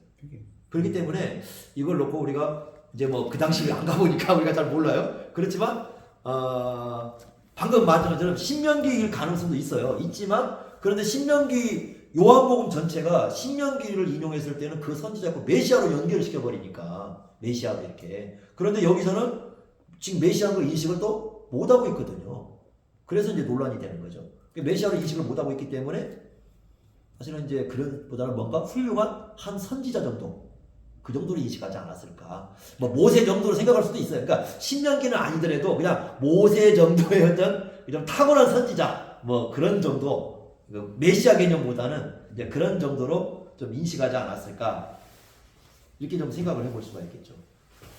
그러니까 예수님이 뭐라고 하냐면 26절에 내가 그다 그냥 그렇게 얘기해 버리시잖아요. 내가 그다. 네가 기다리는 메시아가 바로 나다. 이게 여러분들 요한복음에 쓰이고 있는 그 에고에임이에요. 에고에임이. 예수님의 신성을 드러내는 거 있잖아요. 에고에임이. 이게 에고에임이 문구예요. 그래서 자기 자신을 에고에임이다. 나는 내가 크다. 이렇게 얘기를 해요. 내가 크다. 에고에임이를 딱 써가지고. 야, 그죠? 그냥 이런 상황이 지금 발생을 해버린 거죠. 그러자 아까 말씀한 것처럼 29절에 이제 뭐라고 합니까? 확실하죠. 내가 행한 이 모든 일을 말한 분인데 그분이 누구다? 그리스도다. 이 메시아다. 이렇게 딱 얘기를 하죠. 메시아다. 맞다. 그분이 메시아다라고 확증을 이제 가지고 있잖아. 그러니까 이게 지금 뭘 보자는 거냐면 이 여인이 예수님과 대화 과정에서 어떻게 점점 어떻게 합니까? 예수님에 대한 인식이 바뀌고 있다는 거죠. 서서히 바뀌면서 어떻게 합니까? 어느 날 확 와가지고 막 뒤집어진 게 아니라, 자 그러면 어느 날 확 와가지고 뒤집어진 게 아니고 점점 더 이렇게 어떻게 합니까? 쭉 가다가 예수님이 메시아다 그러잖아요. 근데 질문해 보는 겁니다. 여기다가 뭘 질문해? 성령 얘기가 나옵니까? 안 나옵니까? 이게 성령이 그렇게 했다는 얘기. 안 나오죠. 성령님이 그렇게 했다는 얘기 안 나오죠. 그럼 성령님의 역사가 있었을까요? 없었을까요?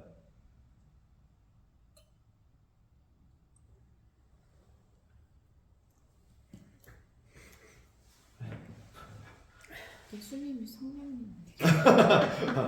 근데 이것만 보면 답이 안 나오는데, 요한복음 3장을 이해했다면, 우리가 요한복음 3장을 이해를 했다면, 이 여인의 얘기는 이 과정 속에 누가 역사했다는 걸 우리가 볼 수 있냐면 성령님이 역사했다는 걸 볼 수가 있어요. 그래야 확증이 메시아를 뜨이니까.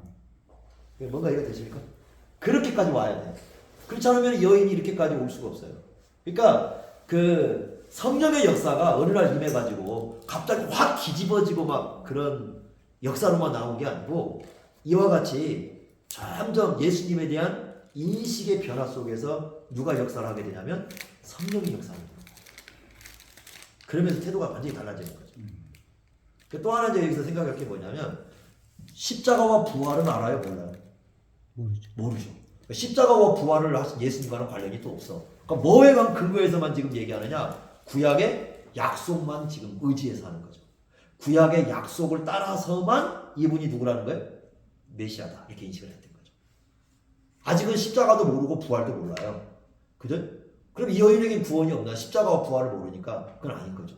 그러니까 구약의 약속을 따라서 예수 그리스도를 영접했기 때문에 이 여인에게도 구원의 은혜가 주어진 거죠. 그렇게 우리가 이해를 해야 되는 거죠. 그래서 그 여러 가지를 좀 생각하게 해주는 부분이에요. 이 여인의 사건은 이런 부분에서. 그럼 오히려 이따가 얘기하시겠지만 25절쯤이 네. 이 사람들이 믿는 타협이다 이런 말씀이시겠네요. 25절. 네. 메시아를 이제 이 사람들 구약에서 타협을 하고 있거든. 구약 25절까지가 25절을 예. 아까 선지자로서이다를 일반 선지자로 본다면 이제 이 여인이 예수님을 그리스도 인식한 것이 여기까지가 25절이 그렇죠. 이게 신명기에 이제 나오는 그 모세와 같은 그 선지자라는 인식이 이제 여기에 완전히 도달을 했다고 봐야죠. 여기서 이제 근데 이것도 근데 여기만 가지고 26절 예수님 말씀을 하고 나서 그죠. 왜냐하면 예수님이 내가 크다 이렇게 얘기하고 나서 된 거니까. 그러니까 이 여인은 그냥 기다리고 있다는 얘기만 한 거니까. 나는 지금 기다리고 있다. 우리는 지금 기다리고 있다. 그 메시아가 오신 걸 기다리고 있다. 라고 했는데 예수님이 내가 크다. 여인은 굉장히 갈등이 있을 수밖에 없겠죠. 여기서. 왜냐하면 이걸 받아들여야 되냐 말아야 되느냐는 거죠. 이 말씀을 내가 그라고 했을 때 여기 있는 이분이 지금 자기가 처음에 유대인 남자로서 만났다가 쭉 진행되어 왔는데 이제 여기까지 왔어요? 그럼 이분이 진짜 메시아로 영접을 해야 될지 아니면 자기가 여기에서 당신 지금 무슨 소리를 하고 있냐 이렇게 나올 수 있고 가능성은 두 가지죠. 그죠? 그런데 이 여인은 예수님을 메시아로 받아들이죠. 확신을 하고. 왜냐면 전도를 통해서 알 수가 있죠. 바로 이제 그런 과정을 여기서 우리가 볼 수가 있는데 그래서 이 여인의 과정을 보면은 그 성령의 역사라는 말은 없는데 사실은 우리가 그 3장 요한복음 3장에 거듭난 사람의 내용을 들여다보면 이 여인은 성령의 역사 가운데 예수님과 대화를 하면서 이 변화가 되어버리는 그런 역사가 드러나고 있는 걸 알 수가 있겠죠. 자, 6번 공부합시다. 그래서 이제 우리가 성경에 대한 편견 같은 걸 좀 버려야 되고 다음 6번을 보면 아까 이제 우리가 좀 언급을 했어요. 요거 6번, 7번은 그래도 좀 어렵진 않아요. 왜냐면 6번에 사마리 여자가 말하는 물하고 예수님이 말씀하는 물이 지금 자꾸 차이가 나죠. 예수님이 지금 생수를 얘기했어요. 4장 10절에 생수 얘기했고 그 생수는 하나님의 선물이라고 얘기를 했어요. 그랬더니 여자는 11절에 뭐라고 반응하냐면 그릇이 없다. 우물이 깊다. 뭘 갖고 물을 떠줄 수 있겠냐? 이렇게 얘기를 하죠. 그러니까 여인은 예수님과 완전히 다른 이해를 갖고 생수를 이해를 하고 있는 거죠. 그죠? 그래서 예수님이 말씀하는데 이제 10절이 중요한 게 뭐냐면 이런 거죠. 하나님의 선물이죠. 선물인데 내용을 잘 보시면 예수님이 주신다는 거예요. 그러니까 이게 뭐냐면 이 하나님의 선물인데 이 하나님의 선물은 누구를 통해서만 오냐면 예수님을 통해서만 오는 거예요. 그 점이 중요해요. 그러니까 하나님의 선물과 내게 물 좀 달라 하는 이가 누구였다면 그에게 네가 구하였을까? 그 말은 그분만이 이 선물을 구할 수 있다는 겁니까? 줄 수 있다라는 거죠.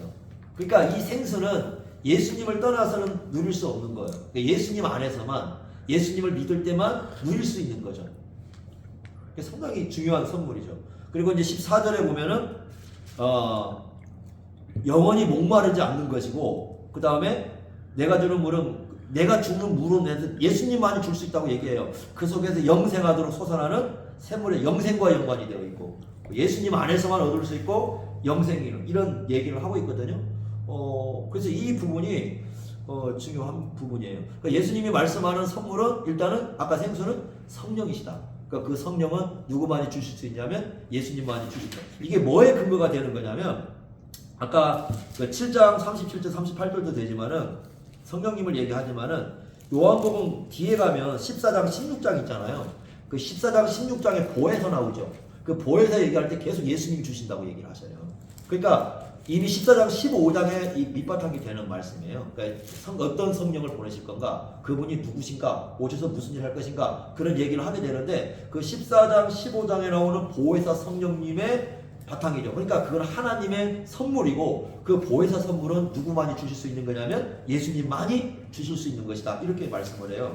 이게 요한계시록에서도 뿌리가 되는 말씀인데 요한계시록 21장 한번 펴보십시오. 그 요한계시록 21장을 보면 21장 6절에 이렇게 말씀을 합니다. 요한계시록 21장 6절 보면은 또 내게 말씀하시되 이루었도다. 나는 알파와 오메가요. 그 알파와 오메가는 첫 글자와 마지막 글자잖아요. 그 처음과 마지막이다. 그러니까 역사를 시작하신 분도 이분이고 마치는 분도 이분이니까 역사의 주권자다 그 말이죠. 그러면서 하신 말씀이 내가 생명수 샘물을 주겠다. 목마른 자에게. 여기 생명수 샘물이 뭔가를 얘기 안 해요 지금. 네? 그죠? 않죠? 근데 우리가 이제 이미 앞에서 보면은 생명수 샘물은 누구와 연관이 되어 있다고 알 수 있습니까? 성령과 연관이 되어 있고 성령께서 오셔서 주시는 게 영생이라는 걸 볼 수 있죠. 그러니까 성령과 예수님이 주시는 선물인 영생인 걸 우리가 볼 수 있어요. 앞에서 요한복음에서 그걸 바탕으로 놓고 이걸 이해를 하셔야 돼요. 22장 17절 한번 보세요. 요한계시록 22장 17절 보시면 또 이렇게 같은 말씀을 하는데 거기서 이렇게 얘기합니다. 성령과 신부는 교회죠. 성령과 신부, 교회가 말씀하기를 오라 하시는도다. 듣는 자도 오라 할 것이요 목마르 올 것이요 또 원하는 도 값없이 생명수를 받으리라. 이렇게 말씀해요. 그러니까 성령이 주시는 선물이고 하나님이 주신 선물이고 예수님에 의해서 오신 선물이 바로 무엇이냐? 영원한 생명인 영생이죠. 그러니까 하나님 나라 안에서 누리는 영원한 생명인 것이죠. 그래서 이 요한복음에서는 이 영원한 생명, 하나님 안에서 누리는 영원한 생명이 얼마나 존귀한 것인지를 아주 잘 이제 가르쳐 주고 있죠. 그러니까 어쩌면 어떤 이런 정도로 해석이 좀 가능할 것 같아요. 지금 계속 목마른 자를 얘기하잖아요. 그래서 이 세상 사람들의 삶을 이 목마름에 좀 비유할 수 있다라는 거죠. 지치고 목마르고 그죠. 그래서 사람들은 목마른다는 건 뭔가 갈증을 느끼는 거잖아요. 갈증을 느끼고 또 뭔가를 이렇게 찾고 있잖아요. 그러듯이 뭔가 그 영원한 그 새로운 거, 늘 새로운 걸 찾는 거지. 영원히 새로운 걸. 그러나 그 영원히 새로운 것을 세상에서는 가질 수 없는 거죠. 그 목마름을 해결할 수 없고 갈증을 해결할 수가 없는 거죠. 우리가 어떻게 봅니까? 그 이름이 예전에 타는 목마름으로라는 책을 쓰신 분이 있어요. 타는 목마름으로. 누굽니까? 이름이 갑자기 생각이 안 나요. 과거에 이제 김지아. 죄송해요. 김지아라는 옛날 민중운동 했던 분이잖아요. 이분이 했는데 그것 때문에 감옥에 갔는데 지금은 이제 생명운동하고 다니셔요. 생명운동하고 다니시는데 그 타는 목마름으로라는 그 책을 보면은 막 민주주의가 그 내용으로 민주주의가 이루어지면 모든 갈증이 해결될 것처럼 얘기를 하거든요. 그런데 과연 우리 시대가 민주주의가 왔고 민주주의가 이루어졌다. 그러면 목마름이 해결되느냐? 안 된다는 거죠. 그러니까 오직 모든 인생의 근본적인 목마름을 해결해 줄 분은 예수님밖에 없다. 그러니까 예수님과 그 예수님 안에서 오신 성령만이 우리의 그 영원한 삶의 갈증을 해결해 줄 수 있는 분이다. 그러니까 이런 정도까지는 해석이 가능할 것 같아요. 그러니까 이런 부분까지 우리가 나가는데 여인을 통해서 이제 그 하나의 어떤 그 전체 인생의 그림을 우리에게 보여주는 의미를 갖고 있고 그 인생의 의미는 바로 뭐냐면 그런 목마름을 안고 있는 그런 사람들에 대한 얘기다 이렇게 얘기를 합니다. 그 요 부분은 그 일단 그 여인을 통해서 어떤 그 목마름과 갈증의 그 문제를 해결할 수 있는 분은 예수 그리스도에 의한 하나님의 선물뿐이다. 그러니까 이 부분까지는 좀 더 넓게 좀 해석하면은 좋은 해석 같아요. 그런 부분까지는. 그래서 여인이 말하는 물과 예수님 말하는 물은 좀 차이가 있으면서 여인은 계속 물질적으로만 이해를 해요. 예수님은 계속 영적으로만 얘기를 하고 평행선을 달리는 것처럼 이렇게 보이는 것인데 그게 누구와 똑같으냐면 그 앞에 나오는 니고데모가 똑같아요. 그 니고데모도 그러잖아요. 예수님이 태어나는 걸 얘기하는데 예수님은 영적인 얘기를 하는데 얘는 자꾸 자기 사람 몸을 갖고 얘기하잖아요. 그와 똑같은 거예요. 그런 관계라고 우리가 좀 이해를 해볼 수가 있습니다. 그런 부분을 한번 보시기 바라고. 자, 아까 그 7번 문제. 7번 문제. 그러니까 7번 문제는 그 아까 그 이 남편으로 봐야 될지 남자로 봐야 될지 헬라어가 그 아네르라는 말이거든요. 아네르라는 말인데 요 말이 남편에게도 쓰이기도 하고 일반적인 남성에도 쓰이기도 해요. 남편이 왜 5명일까? 그런데 결국은 살아있는데 뭐 남편들이 이혼을 해가지고 그랬다고 보기에는 그 당시 문화로는 너무 불가능해요. 그럼 이 여인은 엄청난 여인이죠. 그런데 해결할 수 있는 방법은 계대계롭입니다. 우리가 그걸 한번 고려해 볼 필요가 있다. 이제 우리가 공부했던 거 이거 보고요. 자, 이제 그 다음에 이제 여인이 아주 중요하게 관심 가졌던 문제, 예배 문제로 한번 들어가 봅시다. 영과 진리로 드리는 예배가 뭘까 하는 문제거든요. 그게 이제 8번 문제인데 20절에 보면은 일단 이 여인이 그냥 자기 나름대로 선지자라고 확신을 해요. 19절에 보면 내가 보니 당신은 선지자입니다 라고 확신을 하고 시작을 합니다. 그러니까 자기가 가지고 있는 문제를 해결해 줄 수 있을 거라고 생각을 해요. 그리고서 드러내는 문제가 뭐냐면 평소에 이제 가지고 있었던 생각이죠. 그게 바로 뭐냐면 예배 문제입니다. 예배 문제를 딱 드러내면서 우리 조상들은 이 그리심산, 아까 얘기한 것처럼 신명기 11장 그 29절 그 축복을 선포했던 그 그리심산이 있는데 그 그리심산에서 예배를 하는데 21절 보면 당신들의 말은 예배할 곳이 예루살렘에 있다고 한다. 이렇게 얘기를 합니다. 그럼 모르게 맞냐 하는 질문을 하고 있는 거죠. 그러니까 사마리아 사람들은 모세 오경이 중심이기 때문에 사실 그 예루살렘의 중심성을 가려면 다윗을 받아들여야 되거든요. 다윗 왕가를. 그런데 그 모세 오경 속에는 다윗 왕가에 대한 얘기가 없죠. 그러다 보니까 예루살렘은 별로 의미가 없어요. 사실 그 사마리아 사람들에게는. 그래서 제외를 시키는데 아마 그 정확한 기록인지는 모르겠지만 주전 388년에 그 사마리아에다가 성전을 건축을 해요. 성전을 건축해요. 그러니까 유대가 예루살렘에다가 성전을 건축하면 누굴 따르는 거야? 다윗을 따르는 거잖아요. 원래 다윗이 그 예루살렘 성을 빼앗아 가지고 다윗성이라고 이름 붙이고 거기다 옮겼잖아요. 그때부터 이제 그 예루살렘이 되는 건데, 근데 이 사람들은 주전 388년에 사마리아에다가 성전을 건축을 합니다. 그래갖고 이제 싸움이 벌어지는 거거든요. 그랬더니 21절에 예수님이 뭐라고 합니까? 여자여, 내 말을 믿으라. 이제 중요한 겁니다. 여기서부터. 왜냐하면 진짜 믿을 수 있냐 하는 거예요. 예수님 말씀을요. 내 말을 믿으라. 이렇게 얘기하거든요. 정말 믿을 수 있는가? 자, 예수님 말씀을 보면 뭐라고 합니까? 이제 이 말을 믿기가 쉽지는 않을 것 같아요. 그런데 믿으라고 합니다. 21절 보면 이 산도 아니고, 이 산 아니죠. 그러니까 그리심산 말고, 그 다음에 예루살렘도 말고, 예루살렘도 아니다. 둘 다 아니다. 그러니까 너희들이 지금 싸우고 있는 거리신단도 아니고 예루살렘도 아니고 요게 중요하지 않는 시대가 온다.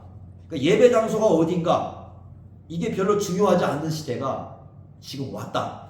왜냐면 거기 보면 이때라고 얘기를 했기 때문에 그 23절 보면 이때라 그랬거든요. 이때니까 지금 이 시대가 어떤 시대냐? 그 둘 다 장소는 별로 중요하지 않고 거기다 세우는 건물도 중요하지 않아. 둘 다 중요하지 않는 그런 시대 속에 지금 우리가 와 있다. 너희가 그러면서 너희가 아버지께 예배한다. 이제 재밌죠? 복수를 너희가라고 쓰고 있어요. 자 보세요. 너희가라는 건 뭡니까? 지금 앞에서 사마리아 사람도 얘기하죠. 유대 사람도 얘기하죠. 그리심산도 얘기하고 예루살렘도 얘기하잖아요. 그러면 너희 속에 누가 다 포함됩니까? 유대인과 사마리아 사람이죠. 그럼 이 사람들이 아버지께 한 아버지예요. 한 아버지께 예배할 때가 이른다는 말이죠. 자 그러면 여기서 뭘 얘기하고 있냐면 지금 유대인과 사마리아 사람이 하나 되는 예배를 지금 얘기하고 있어요. 지금까지는 분리돼서 싸웠어요. 예배당 문제 갖고 싸웠고 민족성 갖고 싸웠고 이렇게 서로 싸웠거든요. 그런데 이제는 뭐냐면 너희라는 건 사마리아 사람도 포함되고 유대인도 포함돼요. 유대인과 이방인이 하나가 되어서 한 아버지께 예배 드리는 그런 시기가 왔다. 이렇게 지금 예수님이 얘기하시는 거예요. 이 관점을 갖는 게 굉장히 중요하죠. 이 말씀은 어디 얘기하고 통하냐면 말라기 1장 11절이에요. 말라기 1장 11절에 보면 한번 보십시오. 거기 구약에서 예언구가 되고 있어요. 말라기 1장 11절 보시면 이렇게 얘기를 하죠.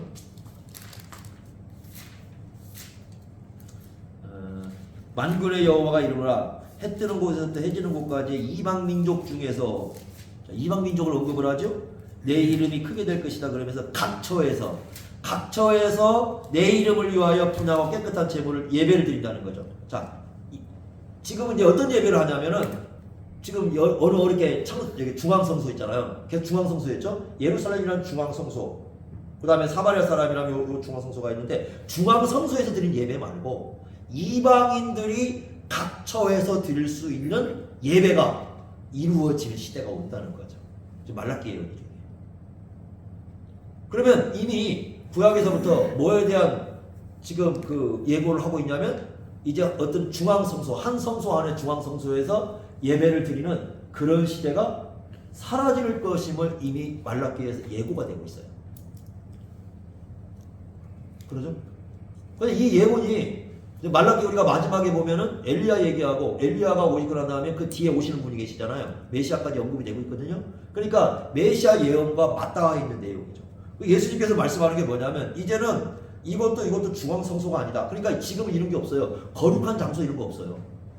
예배를 드리기에 여기가 거룩한 장소다. 그런 개념 없어요. 또 거룩한 건물 개념도 사실은 없어요. 거룩한 건물도 아니죠. 또 하나 뭐냐면 거룩한 도시 개념도 없어요. 예루살렘이라는 도시 개념도 없고 만약에 이걸 주장하면 거룩한 장소를 주장하고 거룩한 건물을 주장하고 거룩한 도시를 주장하면 지금 누구 말을 안 믿는 겁니까? 여기 예수님께서 내 말을 믿으라 그랬으니까 예수님 말씀 안 믿는 거죠. 예수님께서는 그거 아니라고 얘기합니까? 없다고, 다 폐지될 것이라고, 그게 사라질 거라고 이렇게 얘기했는데 이곳이 뭐요? 다시 또 거룩한 뭐요? 이렇게 만약에 하면 그건 예수님 말씀 안 믿는 거죠.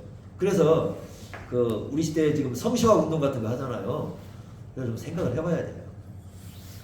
과연 거룩한 도시가 존재할까요? 예수님이 아니라고 하는데 과연 그런 게 존재할 수 있을까? 거룩한 성전이 거룩한 도시가 되려면 어떤 도시가 거룩한 도시냐면요. 구약에서 성전이 있어야 돼요. 아무나 거룩한 도시라고 성전이 있어야 거룩한 도시라고 불리는 거거든요. 그런데 지금은 예를 들면 이런 중앙성소 같은 개념이 존재하지 않는데 어떻게 그 성시가 이루어지냐 하는 거죠. 그 말 자체도 좋은 얘기는 아니죠. 그래서 그런 주장, 자꾸 거룩한 장소를 얘기하고 거룩한 건물을 얘기하고 거룩한 도시를 얘기하면 사실 예수님 말씀은 안 믿는 거죠. 안 믿는 거죠. 이 말씀을. 그러니까 예수님이 뭐라고 하냐면 내 말을 좀 믿으라. 그렇죠. 그 말씀을 하고 있는데 그 말씀을 믿는다면 이 말씀을 그대로 따라야죠. 그런데 22절에 보니까 사마리아 여인 입장에서는 굉장히 기분 나쁜 얘기를 해요. 뭐라고 얘기하냐면 22절 보니까 너희는 알지 못하는 것을 예배하고 있다. 그러니까 너희는 무지한 예배다 그렇게 하거든. 무지의 예배다. 그러니까 무지라는 건 여기서는 하나님 말씀하고 연관해 하나님의 말씀을 따르지 않는 예배를 드리고 있다. 여인 입장에서는 굉장히 기분 나쁘죠. 지금 나쁜 이야기하고 있어요. 그런데 뭐라고 하면 우리는 유대인들이죠. 우리는 아는 것을 예배하고 있다. 그러니까 예수님 말씀 입장에서 여기 딱 보면은 지금까지 예수님이 이 말씀하시기까지는 그리심산이 옳다는 겁니까? 예루살렘이 옳다는 겁니까? 예루살렘이 옳다는 거죠. 그리고 그리심산 예배는 어떤 예배라고 얘기하냐면 무지한 예배다. 알지 못하고 드린 예배다. 그러니까 예루살렘 예배는 아는 예배다. 이게 그 안다는 건 뭐냐면 하나님의 계시와 일치된 거다. 예배의 장소가 하나님의 지시를 따르고 있는 것이다. 이렇게 얘기를 하고 있거든요. 그러니까 여인 입장에서 굉장히 기분 나쁘죠. 사실은. 그러니까 지금까지는 그렇다는 거죠. 그리고 뭐라고 하냐면 이는 구원이 유대인에게서 난다. 그러니까 유대인은 왜 예루살렘의 정통성을 가질 수밖에 없는가? 구원을 유대인에게서 난다고. 그러니까 누구를 보니까 얘기하면 다윗의 후손으로 오신다는 거죠. 그거 받아들여야죠. 다윗의 후손으로 오신 그 메시아가 구원자니까 이제 그분이 오신다는 것을 유대인에게서 나는 얘기와 연관이 될 수가 있죠. 이런 얘기를 하는 거예요. 여인 입장에서 굉장히 기분 나빠요. 그렇지만 예수님께서는 하고 있습니다. 그리고는 23절에 다시 뭐라고 합니까? 이제 진짜 아버지께 예배하는 자들이 있는데 영과 진리로 예배할 때 그게 메시아 시대인 거죠. 영과 진리로 예배할 때가 오는데 지금 이때가 바로 그때다. 아버지께서는 이제 어떤 사람을 찾느냐? 그런 예배를 찾고 있다. 이제는 예루살렘 성전에 가서 누가 하나님께 나와 예배를 드리나 그걸 찾는 것도 아니고 그리심산에 가가지고 누가 이거 찾는 게 아니라 그리심산도 아니고 여기도 아니고 그냥 영과 진리로 드리는 예배를 드리는 바로 그런 사람들을 이제는 하나님 아버지께서 찾는다. 그래서 예수님께서는 이제는 뭐 얘기하냐면 예수님으로 말미암아 새로운 예배의 시대가 열린다고 이렇게 설명을 해주고 있습니다. 이게 중요하죠. 그리고 24절에 뭐라고 하냐면 하나님은 누구니까? 영이다. 영이라는 말은 보이지 않죠. 일단은 보이지 않지만 존재하시는 거죠. 영이라는 개념을 쓸 때는 거죠. 보이지 않지만 존재하시죠. 그래서 우리가 그걸 뭐라고 하냐면 원래 존재하신다고 했을 때 임재 개념 있잖아요. 임재하신다라는 개념을 넣었을 때 쓰는 말이 뭐냐면 현존이에요. 현존하신다. 현존하신다. 그 뭐냐면 인격적으로 임재할 때 쓰는 말이에요. 그러니까 그냥 존재한다 개념이 아니라 보이지 않지만 안 보이지만 임재해서 존재하신다. 그래서 보이지 않지만 현존하시는 개념이 영이신 거죠. 하나님은 영이시니까 어떻게 예배를 드리냐? 영과 진리로 예배를 드려야 된다. 이렇게 얘기합니다. 자, 이것도 그래서 많은 사람들이 영은 뭐고 진리는 뭐냐? 여기에 대한 견해가 나눠져요. 크게는 둘로 나눠지는 것 같아요. 원문은 영 안에서 또는 진리 안에서 그런 뜻입니다. 하나는 뭐냐면 이건 누가 해석하는 거냐면 제임스 보이스가 해석하는 겁니다. 그러니까 제임스 보이스는 뭐라고 해석하냐면 이건 사람의 영을 의미하는 거다. 이 영은 여기서 말한 영은 사람의 영을 의미해가지고 정말 마음을 다해서 드리는 내 마음이 드려지는 그래서 마음의 기쁨과 마음의 자발적으로 하나님께 드려지는 그런 예배를 의미하는 거다. 이렇게 해석하는 게 그 해석입니다. 그런 해석으로 해석하는 분들이 있습니다. 그 다음에 또 하나는 그게 아니라 성령 안에서를 의미하는 거다. 성령 안에서. 네? 성령 안에서 한다는 개념은 두 가지, 크게 내용상은 두 가지. 첫째는 뭐냐면 3장에서 성령이 역사하면 어떻게 된다면 거듭난다고 그랬잖아요. 그래서 거듭난 사람들이 드리는 예배다. 거듭난 사람들이 드리는 예배. 그 다음에 우리가 4장에서 보면은 이 여인이 아까 얘기했지만 성령이라는 말은 구체적으로 나오지 않았지만 예수님을 알아가는 과정 속에 성령이 역사했다고 보아야 된다면 예수님에 대해서 올바로 인식을 하는 거잖아요. 그리고 또 요한복음 14장부터 16장까지 보면 보혜사 성령이 나오는데 그 보혜사 성령 얘기도 들어보면은 예수님 얘기예요. 사실은 예수님에 대한 여러 가지 얘기, 예수님에 대한 올바른 깨달음을 갖는다는 얘기거든요. 그 내용 자체가. 그렇다고 한다면 예수 그리스도에 대해서 올바로 이해하고 드리는 예배, 이걸 의미하는 거다. 그래서 이 두 가지를 함유하고 있는 게 바로 성령 안에서다라고 이렇게 보는 거죠. 이 두 가지를.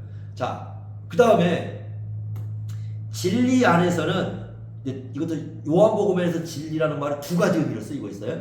첫째는 뭐냐면 요한복음 8장 32절에 보면 진리를 알지니 그랬잖아요. 그때 진리를 알지니는 요한복음 그 8장 36절에 그 진리가 아들이라고 설명해놨어요. 예수님 자신이라고. 요한복음 14장 6절에도 말씀은 마찬가지예요. 내가 곧 길이요 진리요. 그러니까 이 진리라는 말은 예수님을 의미하는 거다. 그래서 이제는 예수님이 계시는 예배, 예수님이 예배를 받으시고 예배 후 현장 속에 계시는 그런 예배를 의미하는 거다. 이렇게 보는 해석이고요. 두 번째는 뭐냐면 요한복음 17장 17절에 보면 아버지의 말씀이 진리라고 했어요. 그러면 그 말씀을 따르면 성부 하나님께서 계시해 준 대로, 그러니까 성부 하나님께서 계시해 주신 그 말씀을 따라서 드리는 예배다. 이렇게 이제 보는 거죠. 그리고 이거는 이제 학자들 합칩니다. 어떻게 합치냐면 영과 진리라는 말, 성령 안에서 예배를 드리는 건 진리 안에서 드리는 거다. 같이 같은 개념을 보는 거죠. 이걸 떨어져서 보는 게 아니라, 그래서 성령 안에서 드리는 예배와 진리 안에서 드리는 예배는 함께 얘기를 해야 된다라고 보는 거죠. 이런 의미로 이제 보는 거예요. 우리가 이제 이것에 대해서 어떤 해석을 취할 거냐에 따라서 이제 개념이 달라지긴 하는데, 근데 중요한 건 하나가 뭐냐면, 아까 제가 지적한 게 뭐냐면, 그 3장에서 니고데모가 성령님을 강조했죠. 그럼 4장에서도 사마리아 여인 중에 이제 성령님의 역사가 있을 거로 봤는데, 아까 뭐라고 했냐면 너희가, 그러니까 너희가 드리는 예배다. 그래서 영과 진리로 드리는 예배는 그 이방인과 유대인이 하나가 되어서 드리는 예배, 그래서 예수 그리스도 안에서 하나 한 몸을 이루어 가지고 드리는 예배를 의미하는 거다. 이렇게 이제 해석하는 해석이 있어요. 이걸 어디를 근거로 하냐면 에베소서 2장을 근거로 해요. 에베소서 2장에 보시면 그 하나됨을 얘기할 때 그 유대인과 이방인이 한 몸 되는 걸 얘기를 해요. 그게 교회라는 걸 얘기하거든요. 그러니까 교회로 드리는 예배인데, 그 교회로 드리는 예배는 바로 어떤 예배냐면 유대인과 이방인이 하나 된 예배. 그래서 이미 여기에서 요한복음 3장과 4장에서 사마리아인과 유대인이 하나가 되어서 드리는 예배를 언급하고 있기 때문에 이게 바로 성령 안에서 드리는 예배고 예수 안에서 드리는 예배다. 이렇게 보는 거죠. 그래서 성령 안에서는, 왜냐하면 성령님이 하시는 일이 뭐냐면 이제 바울 신학에 보면은 그 하나 되게 만드는 거잖아요. 서로 이렇게 그 나눠진 사람들을 한 몸으로 부르시고 세례를 베풀어 성령서 임하셔서 하나 몸으로 부르셔가지고 이게 하나 되게 만드는 건데, 그게 교회잖아요. 그런 교회로 모여서 드리는 예배, 그것을 영과 진리로 드리는 예배로 이렇게 말씀하고 있다. 그럼 이 입장은 뭐냐면 진리를 누구로 보는 겁니까? 예수님으로 보는 거죠. 예수 안에, 그러니까 성령께서 예수 안에서 드리는 예배는 바로 이런 서로가 원수 간에 적대관계에 있는 사람들이 하나가 되어서 한 몸이 되어서 드리는 예배를 의미하는 거다. 이렇게 이제 해석하는 거죠. 어떻습니까?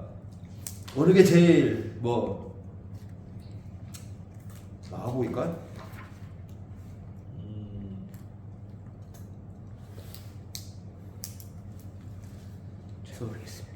모르겠죠. 지금 비등비등하죠.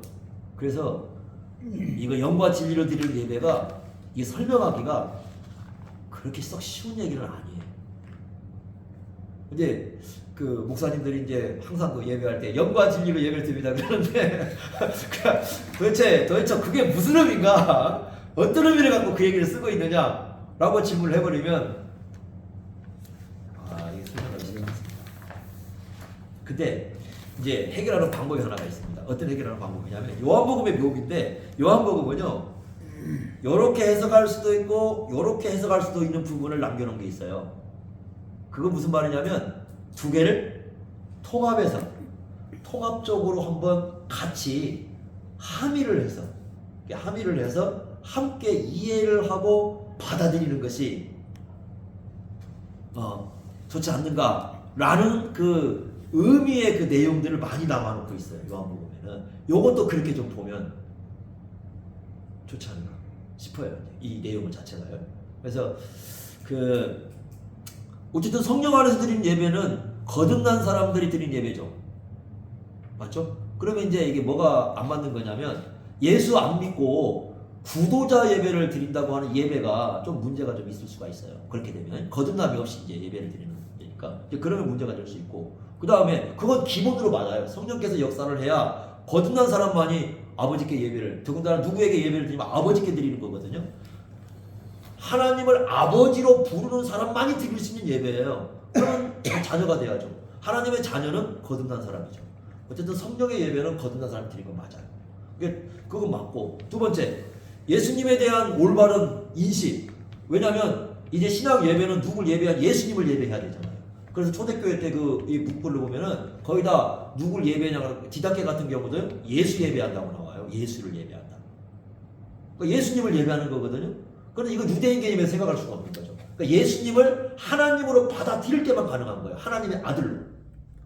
그렇죠? 그럼 그런 예배, 성령으로 드리는 예배는 예수를 그 하나님의 아들로 받아들이는 예배. 그래서 예수님도 예배하는 거죠. 왜냐하면 성령으로 거듭난 사람만이 예수를 하나님으로 믿을 수 있는 거죠. 그런 예배를 드리는 거죠. 그런 예배가 아니라면 올바른 예배가 아니다. 이렇게 이제 볼 수 있는 거죠. 요 두 가지가 좀 해석을 함께 함의를 해서 이해하는 게 좋고, 그 다음에 아까 진리는 그 예수 그리스도의 실체인 거 분명히 맞아요. 한번 전반부를 그렇게 썼으니까. 그러나 두 번째, 요한복음 17장 17절에 의하면 하나님의 계시를 따르는 예배. 하나님께서 이렇게 예배를 드려야 된다는 어떤 계시성을 따르는 예배가 함께 이렇게 포함해서 그게 예수님을 따라가는 것이고, 그런 예배라고 이렇게 이해하는 게 좋고, 그러면서 동시에 3장과 4장을 통합 이해를 해서 사마리아인과 그다음에 유대인들이 하나가 되고, 이방인과 유대인이 하나가 되고, 그런 한 몸된 어떤 그 교회를 이루면서 드리는 예배, 이런 예배가 영과 진리로 드리는 예배다, 이렇게 볼 수가 있는 거죠. 그러니까 이런 게 있잖아요. 교회가 싸워가지고 2층 아래층 이렇게 1층 드리고 2층 드리고, 그러면서 둘 다 뭐라고 합니까? 가서 영과 진리로 드린다고 그러면 완전히 엉터리죠. 안 그렇습니까? 영과 진리로 드리는 예배다. 야, 이 여인이 알아들었을까요? 못 알아들었을까요? 근데 이거 누가 얘기해 줬을까요? 이런 얘기를 했다고? 자, 이거요. 누가 이 얘기 했느냐? 그러니까 지금 요한복음을 썼잖아요. 그거 썼으면 지금 이것은 누구와 누구 사이만 얘기해요. 예수님과 여인 사이에서만 얘기한 거죠. 네. 그럼 누가 이 얘기를 그대로 품고 전했어야 돼요? 여인이잖아요. 증인들이 해야 하니까. 증인들이 전한 거잖아요.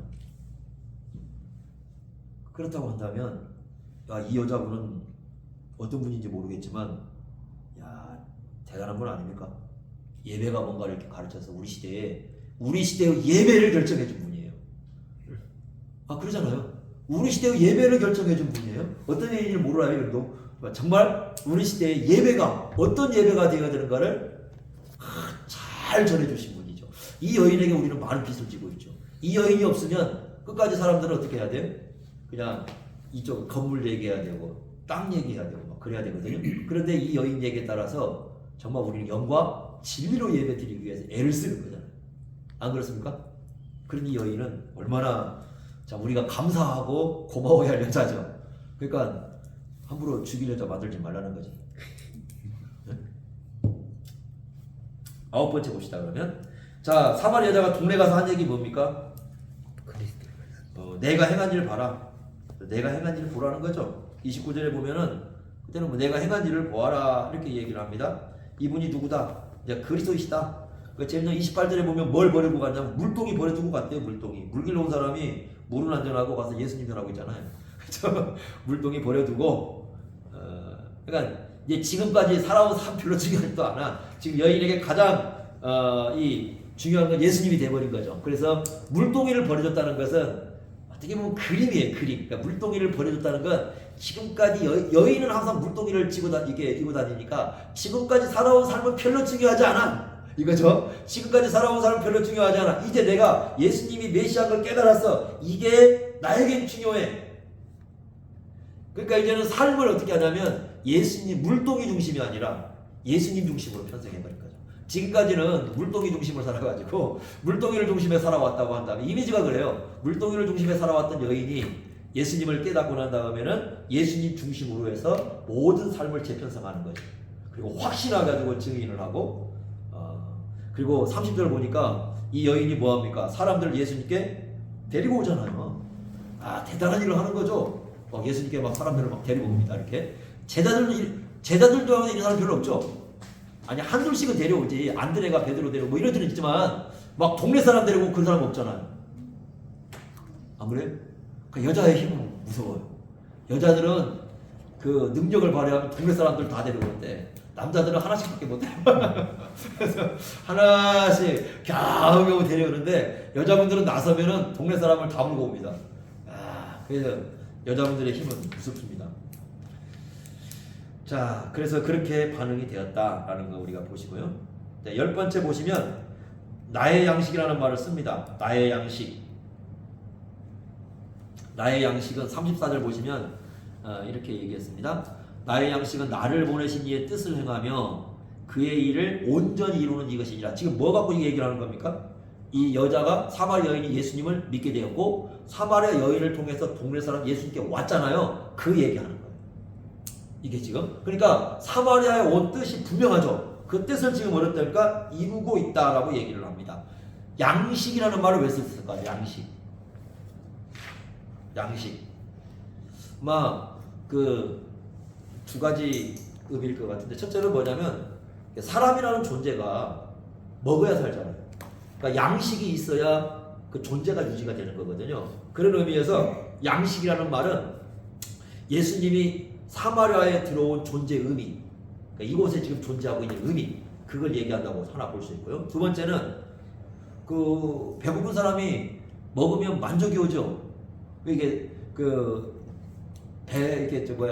늘 먹어야 돼. 제 시간에 먹어야 되는 사람은 막 이렇게 우리 독서 토론할 때도 보면은 시간이 딱 되잖아요. 안 끝나면 막 얼굴이 달라져.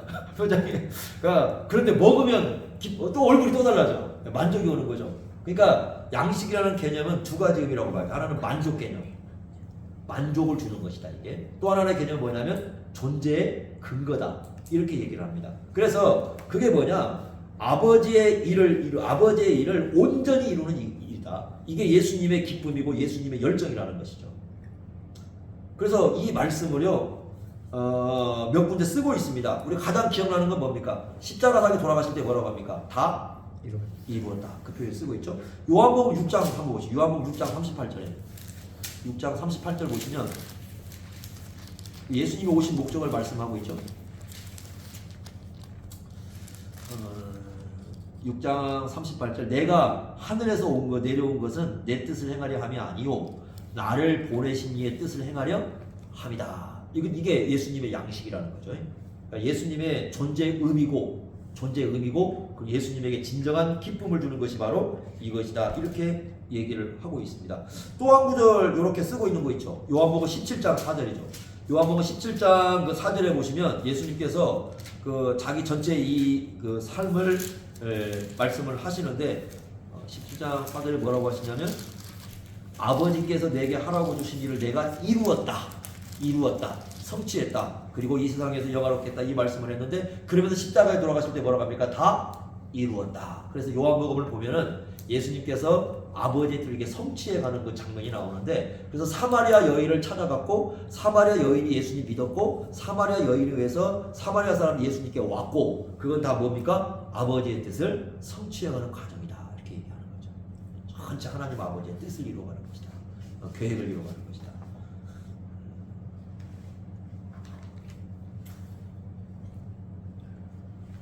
자, 이제 마지막 11문제 봅시다. 11문. 사마리아 사람들이 어떻게 예수님과 관계를 맺습니까? 자, 사마리아 사람들에게 복음을 전했잖아요. 근데 왔다고 끝냈어요.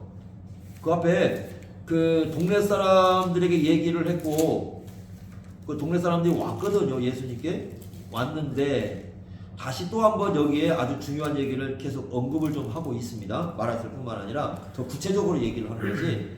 자, 39절 보십시오. 39절. 여자의 말이 내가 행한 모든 것을 그가 내게 말하였다 증언했다. 앞에서 얘기했잖아요, 이거요. 그죠? 29절에 얘기했잖아요. 그리고 30절에 보면 그 동네 사람들 예수님께로 왔잖아요. 29절, 30절 그렇게 보이죠? 보이십니까? 29절에 보면은 여인이 가서 말을 했고 4장 30절 보면 사람들이 예수님께 왔죠. 그걸 지금 39절과 42절은 다시 설명해 주고 있어요. 구체적으로. 그럼 뭐냐면 지금 부연 설명하는 거잖아요. 그럼 39절부터 42절까지는 이것이 어떤 의미를 갖고 있는가를 얘기해 주는 거예요. 앞에서 이미 끝난 얘기를 다시 부연 설명을 하고 있어요. 그죠? 그래서 이것이 어떤 의미를 갖고 있는가 라는 걸 얘기해 주는데, 그래서 이제 우리가 여기 제가 보니까 네 가지인데요. 첫째는 증언, 여인이 증언했다가 증언 얘기가 등장해요. 증언 얘기가 등장하고 39절에 뭐라고 말해서 예수님이 그리스도라고 증언했죠. 두 번째는 그 39절에 보면은 믿음. 그래서 많은 사마리아인이 여인의 얘기를 들었지만 누굴 믿었냐면 예수님을 믿었다고 얘기합니다. 예수님을 믿었고요. 믿음의 핵심은 누구냐면 예수님이죠. 그 다음에 세 번째는 그 40절에 보시면 그 유함, 머무는 거죠. 그러니까 머물른다는 것은 두 가지죠. 첫째는 환영. 사마리아 사람과 상종을 안 하는데 머물렀잖아요. 머물렀다는 건 환영을 하고 있다는 뜻이거든요. 첫째는 환영을 하고 있고 두 번째는 교제의 시간을 갖고 있다. 그래서 환영과 대화의 시간, 교제의 시간을 갖고 있다라고 얘기할 수 있어요. 그리고 나서 42절에 보시면 뭐라고 합니까? 세상에 누구라고 알았냐면 세상에 구주라는 걸 알아요. 세상의 구주라고 고백을 하죠. 그래서 이 세상, 뭐 모든 세상이라는 건 이제 전체 세상을 얘기하는 것 같은데, 그래서 유대인들만이 아니라 사마리아의 구주도 되신다, 이런 거죠. 확신을 하는 거죠. 아니라는 거 확신을 하는 거죠. 이게 바로 이 사마리아 사람들의 변화라는 거죠. 어떻게 변화가 되었고 어떻게 예수를 믿었는가 라는 걸 이렇게 설명해 주고 있습니다. 구체적으로 구현 설명을 해서. 그래서 사마리아 사람들은 이런 과정을 거쳐서 누구에게 왔다? 예수님을 믿는 그런 신앙 고백을 했다, 이렇게 볼 수가 있습니다. 그러니까 우리가 여기에서 그 세 가지 반응을 볼 수가 있어요. 그러니까 이 세상의 구주라는 것에 대해서 이게 진리가 맞죠. 예수님이 세상의 구주인 거 맞는데 반응은 세 가지예요. 어떤 반응? 첫째는 예수님을 정말 나의 구주로 받아들이는 신앙 고백하는 거죠. 예수님 나의 구주 맞습니다 라고 고백하는 거, 첫째. 두 번째는 뭐냐면 저항하는 거죠. 저항하는 거. 아이, 예수님이 어떻게 그럴 수 있어 하고 예수님을 향해 저항하는 거. 세 번째는 뭐냐면 무관심이죠. 뭐 귀든 말든 뭔 상관이야, 나와 아무 관계 없어, 이렇게 생각하는 사람들. 우리 시대에 세 가지 반응이죠, 여기에 대해서. 교회 안에 예수님이 구주라고 선포해 보세요. 세 가지 반응이에요. 야, 정말 내 구주 얘기하신다, 나의 구주다, 저분 정말 저 얘기는 내 얘기고 나의 주님이시고 이런 분이시구나 하면서 은혜를 받는 사람이 있는가 하면, 어떤 사람은 뭐 귀도 말도 하고 뭔 상관이 있어, 그 성경에서 얘기하는 거예요. 아무 관심 없어요. 그냥 관심 없이 그냥 듣는 사람이 있어요. 또 어떤 사람은 반항하는 사람이 있어요. 꼭 예수만 믿어야 돼? 뭐 예수님만 구주라고 얘기해? 뭐 저분만이 우리가 믿어야 돼? 뭐 저렇게 꼭 얘기를 해? 교회는. 아, 그러니까 나는 교회가 싫어, 너무 교회는 독선이야, 이런 마음을 품는 사람들이 있어요. 그러니까 이건 굉장히 갈림길이에요, 우리에게. 이 말씀은 우리에게 예수님에 대해서 어떻게 당신이 예수님을 받아들일 것인가, 그것은 그 사람이 어떤 삶의 갈림길을 알려주는 거죠. 사마리아 사람들은 일단 구주로 받아들인 거죠. 이걸 굳이 언급하는 이유가 뭐냐? 바로 이것이, 그러니까 이걸 더 구체적으로 언급함으로써 이것이야말로, 그러니까 예수님이 세상의 구주라고 부르는 이 구주인 것이, 이것이야말로 우리의 삶을 결정짓는 가장 중요한 문제라는 것을 알려주고 있는 거죠. 그러니까 사마리아 사람들은 이 문제 앞에서 예수님을 받아들이고 예수님께 나왔다고 설명해 주는 겁니다. 부연 설명하면서. 이건 전도용이죠. 전도용이죠. 사실 전도용이에요. 예, 딱 요한이 공동체에 설교하면서, 야, 하나 더, 이거 중요한 거 부가 설명하고 끝으로 해놓고 한 가지 더 붙여서 뭐 이런 거 한 가지 더 붙여서 해가지고 설명을 딱 해주는 거죠. 그래서 이건 전도용으로. 그러니까 너희들이 지금 이분을 예수 구주로 받아들이냐 아니냐, 이게 굉장히 중요한 거다라고 설명해주고 있는 거죠. 그렇게 해서 이 사마리아 여인의 사건이 맞춰지는 것을 우리가 볼 수가 있습니다.